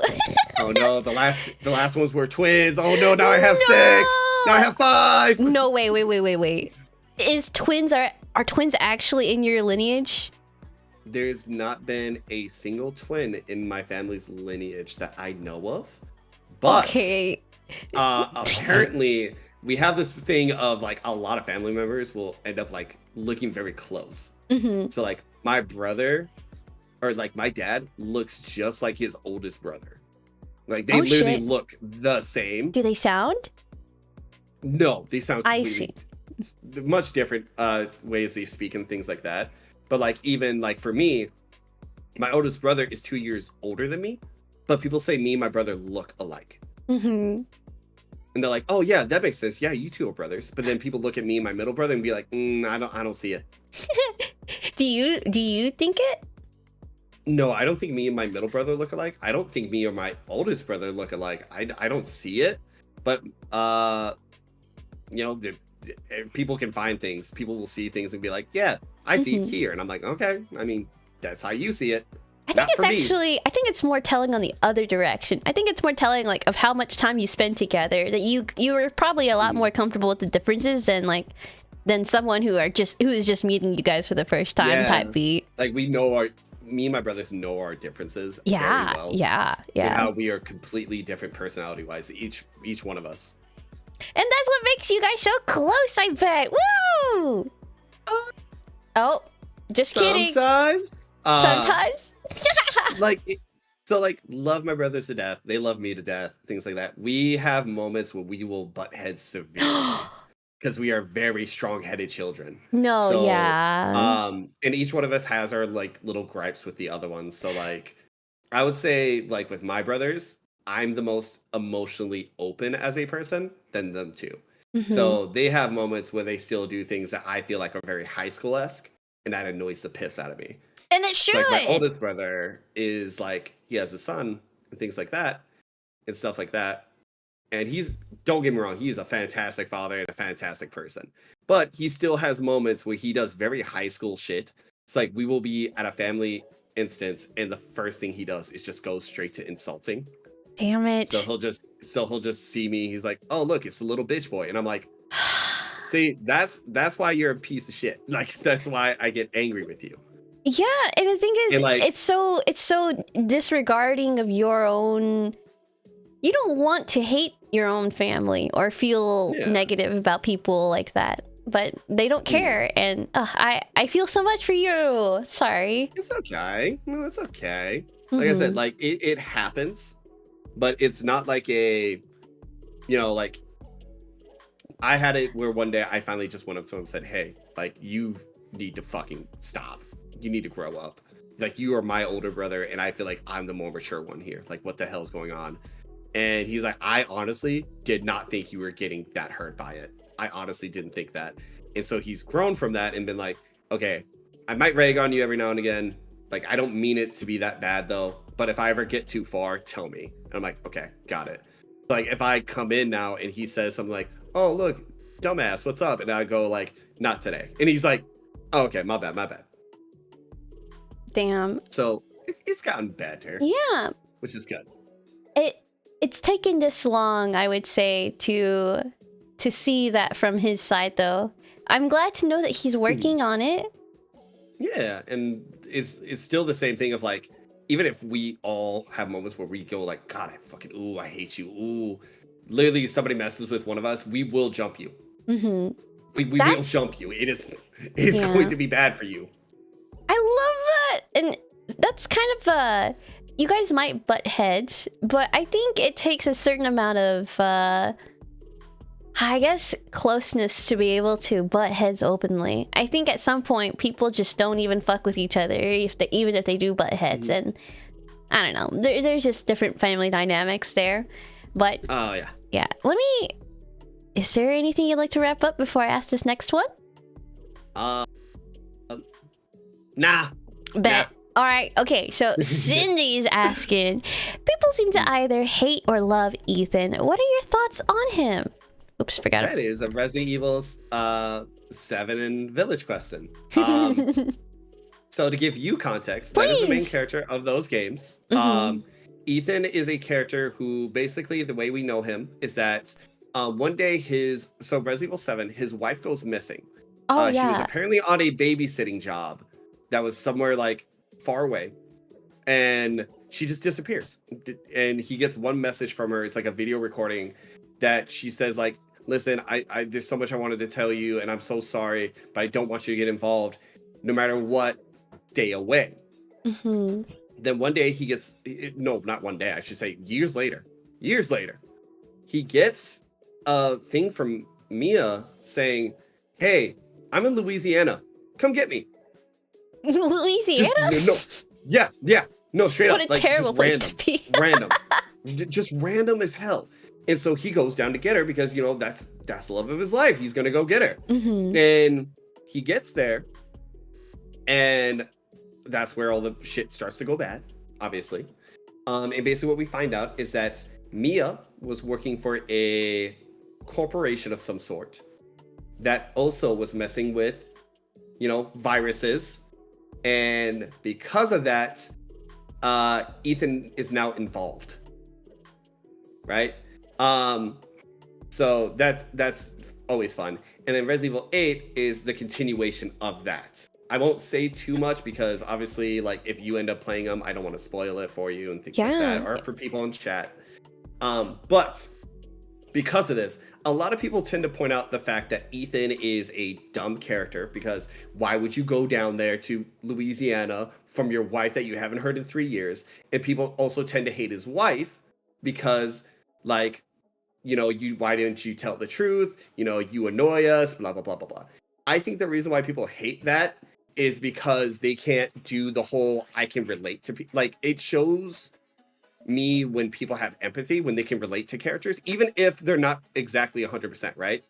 It's like, I can empathize with Ethan in the idea of, yes, it doesn't make sense that my wife, who's been gone for 3 years, finally sends me a letter that says, I'm in Louisiana, come get me. It doesn't make sense. Most people logically would go, this is weird, something's going on, I should call the police or something. But think about it in the sense of, imagine you have somebody you love. Imagine your most loved person in the world, somebody you literally are a ride or die for, and finally you hear from them and they're like, come get me. You most likely would drop a lot of things to go do that. Some people will say, no, I wouldn't. But then that's what I'm saying is, like, you don't see how deep that love for somebody is. If there's a And, chance, yeah. Like, it's the same way, like, if people, like, the same way people who a loved one could get, like, a terminal disease, that they're not gonna make it, but they still hold out hope that somehow, somehow, some way, like, it disappears or whatever. Like, logically, you know it doesn't make sense. You know it's not gonna happen, but you still hold out that hope. That's what Ethan does. And it's not in the best way, but I think a lot of people just kind of do the typical, like, oh, because it's a movie character or a video game character, I'm going to rag on it and stuff like that. I think a lot of people nowadays rather hate on something than to like it or give it a chance or things like that. Hence why you have a lot of people who will review bomb things and things like that because it doesn't agree with what they want. I really agree. It's got a lot to do with, I think, a drop in media literacy, and I would even kind of say, like, I don't know, people's patience, like seeing things, trusting in the process. I have not played Resident Evil, but I feel like I like a lot of your conclusions to pull from it, because even though I don't know much about Resident Evil, I do know many people talk about it on themes of, like, overcoming loss and just a lot of deep stuff, I guess. So I'm not surprised at all to hear that Ethan is a very misunderstood, not misunderstood character, but there seems like there's a polarity in how he's perceived. And thank you for presenting it so well. You really framed it so nicely. So. It's also, like, even better done in the next one, Resident Evil 8, because in Resident Evil 8, obviously, like I said, it's continuing their story, and they end up having a child. Oh. So then the child is now involved, and yes, he does things where he's literally going to fight people like Lady Dimitrescu, who is a giant woman who has claws and can just murder the hell out of you. Most people go, fuck it, kid's not worth it. People will be like, the kid's not worth it. The kid's not worth all this. I'm like, that's because you cannot empathize with the idea of a father doing anything for their children. How many times do you hear about parents doing the most wild things because it was for their child? That happens. So, but because you cannot empathize with it or try to put yourself in that shoe, that's why you choose not to let that like happen. And that's why a lot of times I can tell when people have empathy and things like that. If somebody can't empathize with anything at all, or like understand why somebody could be upset with something, like it shows you have a lack of empathy. It shows that you probably cannot, like, if somebody came up to you and said, I've had a really bad day, this happened, you know, I just don't feel the best. But some people just go, walk it off. You'll be fine by tomorrow. It's a very dismissive answer. Yeah, for sure. It's a dismissive answer. You're saying the person's problems do not matter and that it'll just be fine by tomorrow. That shows you don't have empathy for that person. So it's just a big lack of empathy. Yeah, I see where you're coming from, but actually, personally, I feel like it's not. In my experience, people who respond in that way are simply responding in the way that they would to themselves if they were going through that situation. So even though I wouldn't say it's a lack of empathy, it's just a lack of it's just tone deaf, like, honestly. People don't understand that people have different like not coping mechanisms, but just ways of dealing with shit. And for someone who will say like, oh, just deal with it, like, to them that's just something they say to themselves, or it's a very well, they've been like, probably told that themselves type beat. It's the kind of thing where, like, because I can partially agree with it, but also as a person who, like, I'm a very empathetic person, very empathetic. But like you just said, like, some people just deal with things the way that they are. My empathy, because of the way that it is, like, when somebody is in trouble or in pain, I really want to help them. But like you said, it could be because of how you were raised and stuff. For me, I don't like to ask for help because of the fact of how I was raised, where my parents were very much you need to learn how to handle things. Yeah. Because you have to be able to rely on yourself. But because of some other ways that they taught it, instead of, like, you know, however other way, I am now very, very bad about it, where, like, if I need money or if I'm in a very bad spot and things like that, I can literally tell you that. And you'd be like, oh my God, let me help you. And I'd be like, no, you have your own issues to deal with. I don't need to be a burden on your part. I don't need to, you know, add a detriment to you. I will figure this out myself. Like, I will deal with it. That's a very bad mentality to have.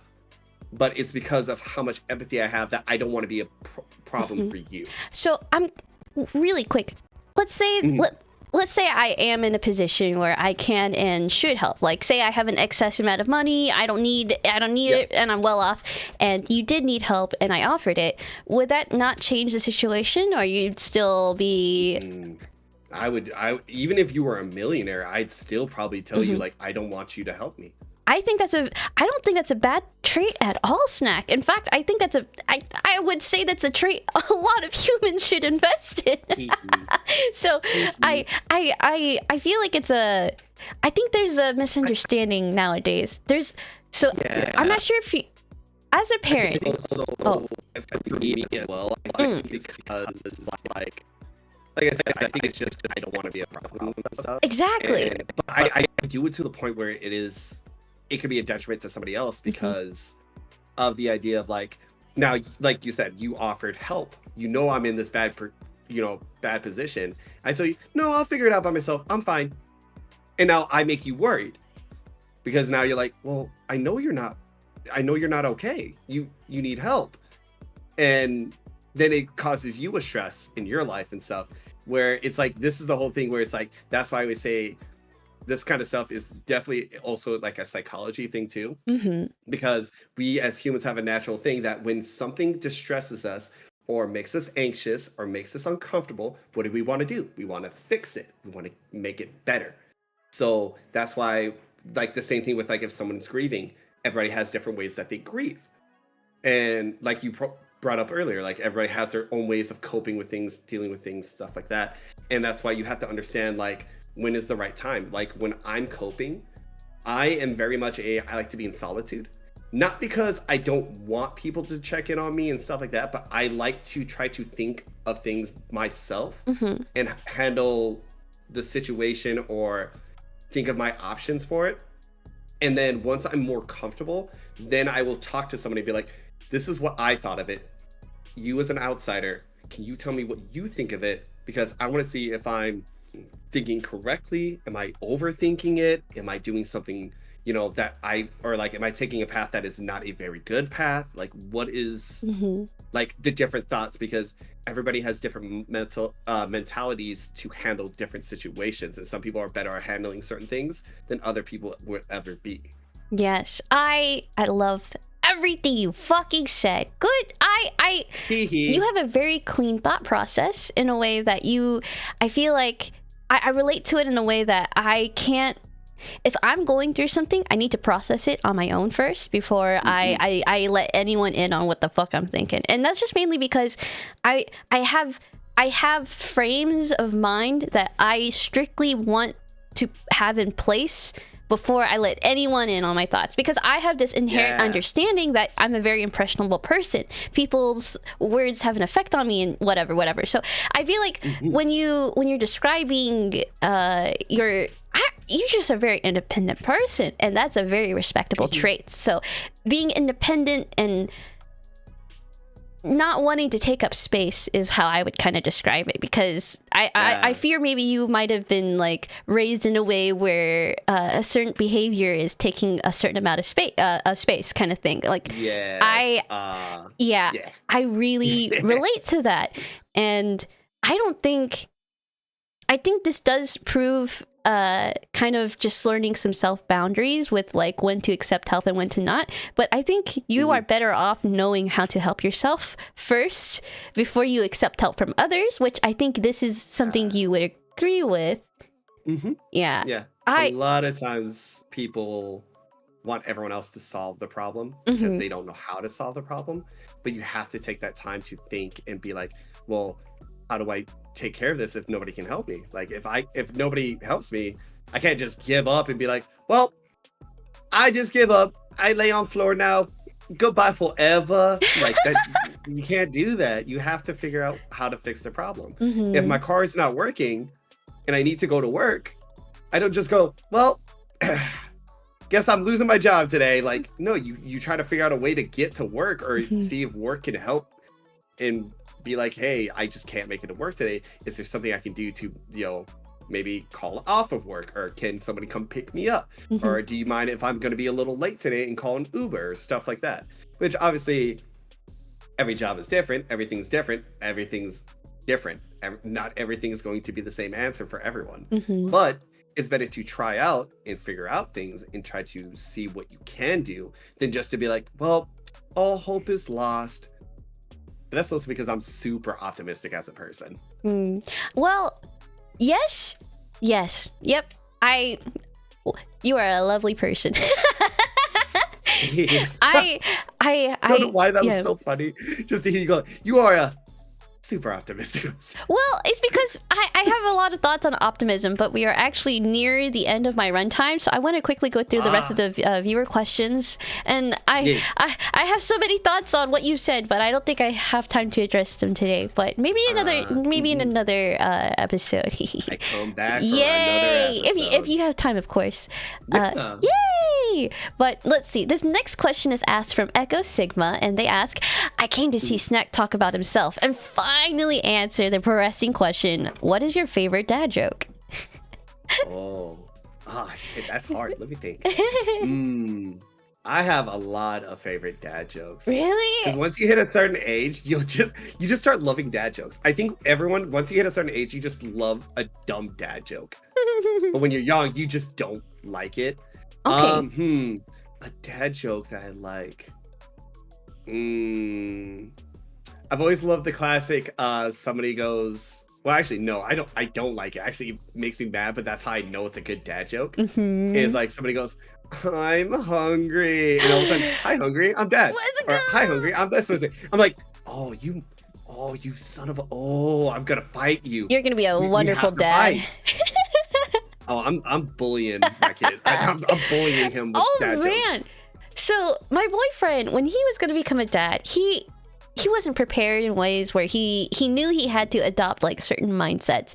Is there any mindset you feel like you need to adopt still, or do you feel like you could be ready? You could be a ready dad right now. Well, that has a lot more implications, but I think I would be good as a dad. I think I'm very understanding. I'm very open.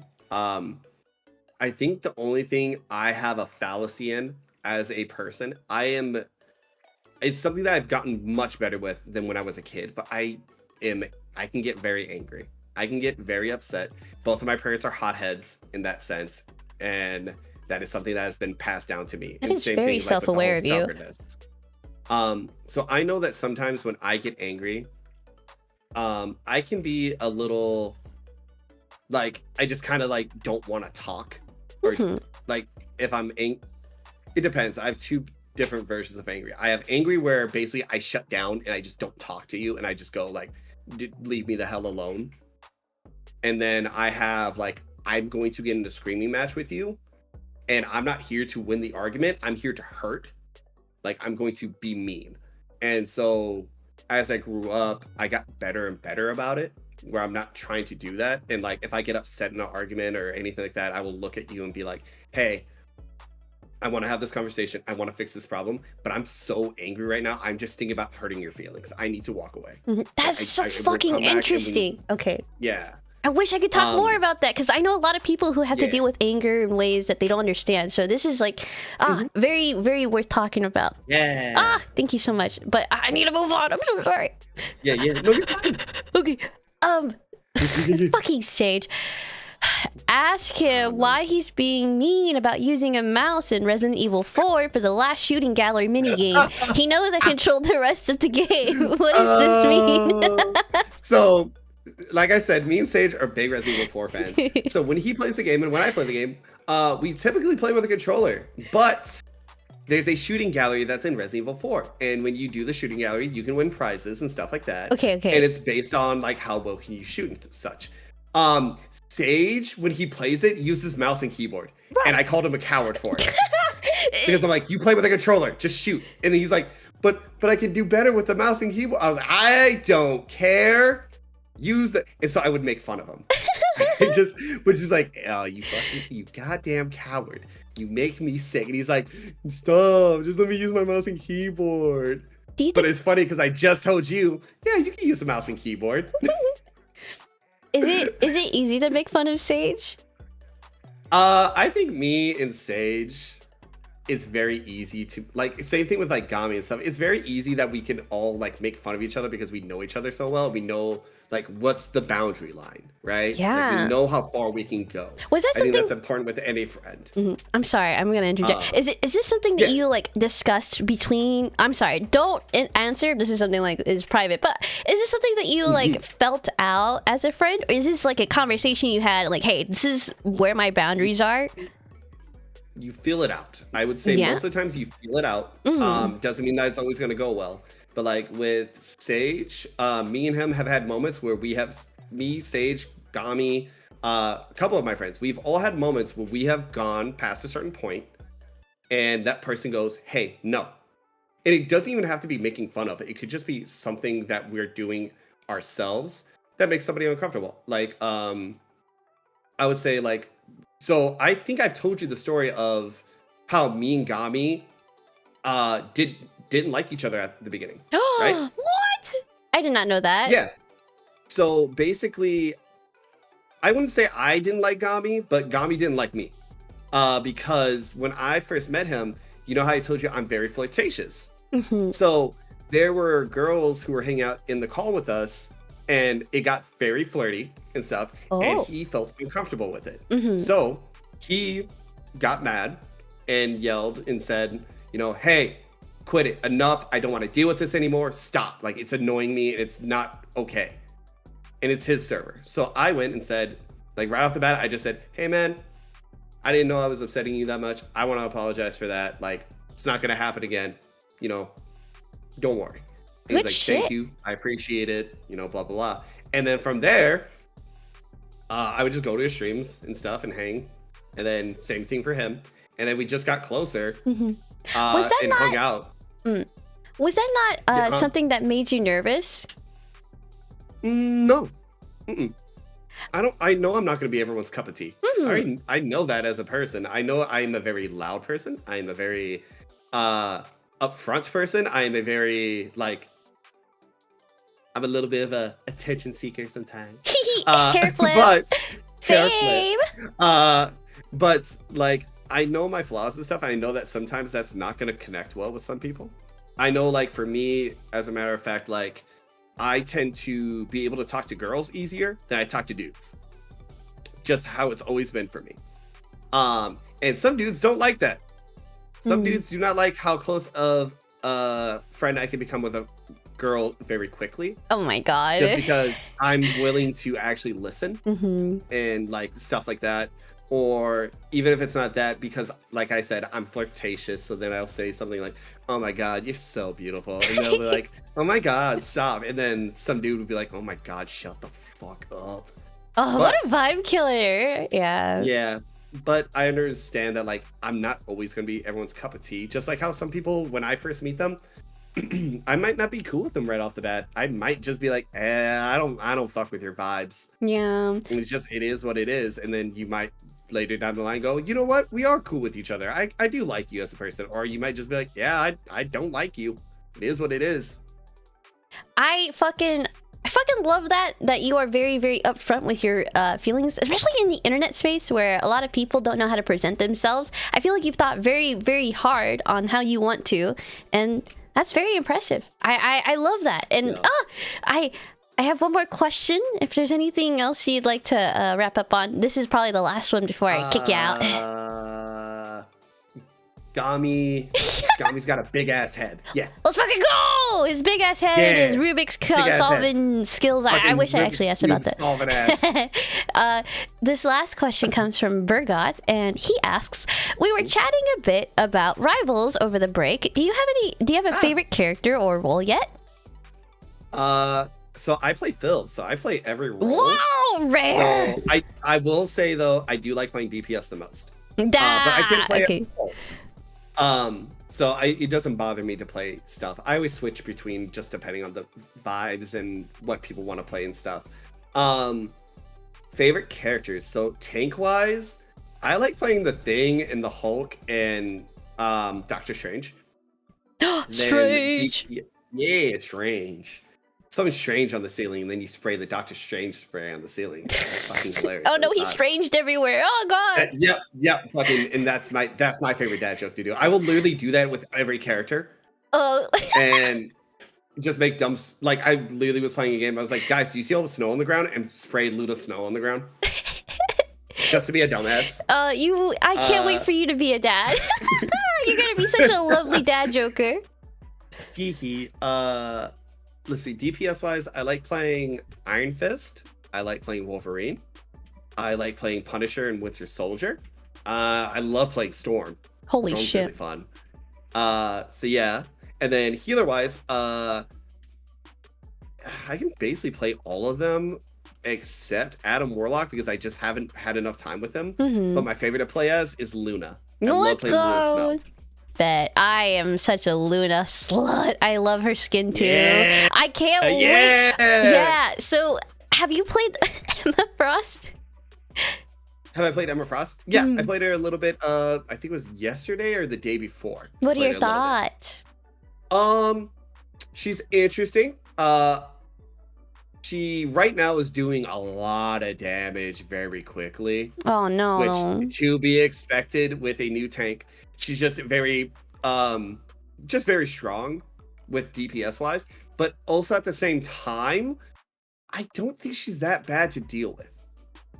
I almost beat her as an Iron Fist, by myself. We were 1v1ing. Damn, okay. And she's technically a tank, right? So yep.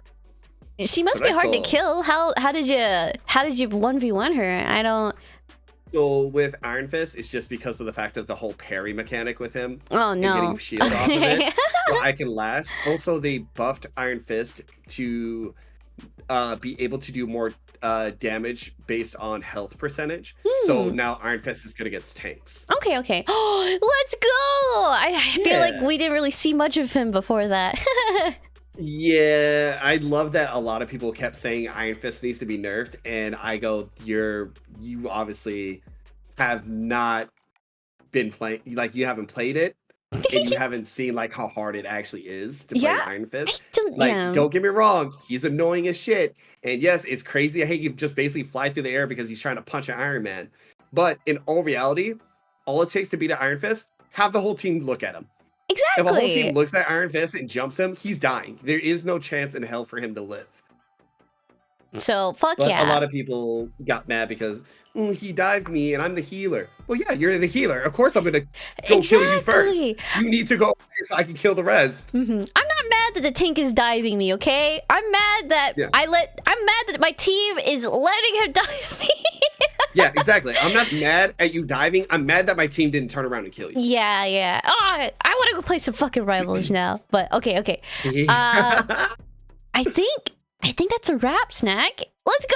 Oh my god, you just rhymed. Oh my god. No way. I'm just not gonna fucking say anything ever again. How do you feel? Is there anything you feel like you need to touch up on? No, other than I think the only thing I would say is because I remember you telling me like I should shout out people and stuff like Yes, that. please. I was going. Me, Yeah. I stream every like I try to stream Mondays and Tuesdays, so that's most likely where you'll find me. Otherwise, my streams are sporadic. So teehee haha. Shout out to my art brother Captain Gami. Shout out to my art mother, Mechahonics. If you ever want to have some good art, definitely would recommend her. Shout out to Ugu Bear and Chalcedonics for being the first two like VTubers who I watched consistently and made me want to stream. Fuck yeah. Wait, Ugu Bear and who? Chalcedonics is she actually made my first PNG. Oh, thank goodness that So you that's have them on your fucking Twitch. Let's go. Yeah. And then otherwise, let's see. Another homie that encouraged me to stream more. Rexco Dragon and also 00, which is spelled very uniquely, but Zero does video editing and is also very, very cool, very funny dude. Probably one of the funniest people I've ever met. Rex is also very fucking funny. Love Rex to death. This is if true. You've never met him. He's one of my mods and he just started streaming. Love him. I think they're all pregnant right now. Oh, I think just Rex, my bad. Me and Rex were pregnant. Anyway. So congratulations. Mazel tov. Yeah, that was like April Fool's Day. It still hasn't changed though. Your PNGs are still there. Oh, that's funny. I like that. At least Rex's is, man. Probably Rex's. I'm trying to think. Is there anyone else I want to? There's too many people that I know that I'm like, I appreciate you and you're amazing people. Like Vespy. Vespy is an awesome person. Shout out Vespy. You're on my channel. Shout out. Yeah. You know what? Do the shout out command for yourself right now. No, but I'll do Rena's. Right? No, I people who know. I think it's so silly to shout yourself out on your own channel. I do it just to be funny. I do it for clips. I like playing my own clips. I like also pinging my Twitch command, but I don't know. Yeah. Oh god, it does dumb shit like that where I would just like, or like Gami I used to have the tradition with Gami if he ever came into like call or anything with me, but like, now shut yourself out. He's like, fuck you, I'm not doing it. I was like, either you do it or I do it. One of us is gonna do it. And he's like, fine, I'll follow my own sword. It's gotta be like what. I feel so stupid in saying this, but it feels like I'm inflicting self-pain. I know. That's what it used to be for him too. And I loved it. Oh, you're doing exposure therapy with him. Yes. It worked. It worked too. Because now he does not care if people shout about it. He just goes, okay. You know what? Okay, you're doing a good thing. You're doing God's work right there. Exposure therapy. Yeah. So fun. All right. I do it to Sage all the time by telling him I love him. And he gets sad. That's the way. Why? Because he has trauma. It's okay. Oh, we'll love him out of it. I'm gonna start. Yeah, we're okay. gonna love him. Yeah. Okay, I gotta go now so that my editor doesn't fucking kill me for going over 2 hours. Not that you would That's kill crazy. me, but I would say that I can't afford more than that. Haha. Okay. All right. Okay, bye. Bye. Thank you, Snack, for everything. Goodbye forever. Goodbye forever. Goodbye forever. Goodbye forever. How do I leave? Oh wait, you would press the end call button. Oh yes, that's true. I meant on. Okay, bye. I meant on VTuber Studio. Okay. So everyone, that was Snack VT. I hope you guys will go check him out. Very, very chill dude, and as I mentioned before, our very first adult content guest here. So I learned a lot about that side of VTubing, and probably I think it's kind of interesting because it's weird when you enter the VTubing space. I think it's really obvious that there's like say so and then unsay so. That's why those phrases exist. But for people who aren't exactly say so, but who aren't unsay so either, I think experience a lot of like polarity in the space. So for me, I feel like I really, cheers to me. I got to learn more. But all right, let me not take any much more time. Here are your raid messages, everyone. The first one is if you are a traveler, and the second one is if you are a tavern folk. Make sure you use the right one so that the emote shows up. I am going to send you guys over to let's go to a previous SmolTalk guest. His name is Chef Taku, and he's currently playing the weed game Schedule 1. If this is where we part ways, I hope to see you guys. Well, I'm not gonna stream probably until I don't know. The next scheduled stream is next Saturday, and we already have our next SmolTalk guest. For those of you who might have picked up on some new friends that I've been hanging out with, this next guest is, oh my god, his fucking banner. It's a blown up face of his eyes.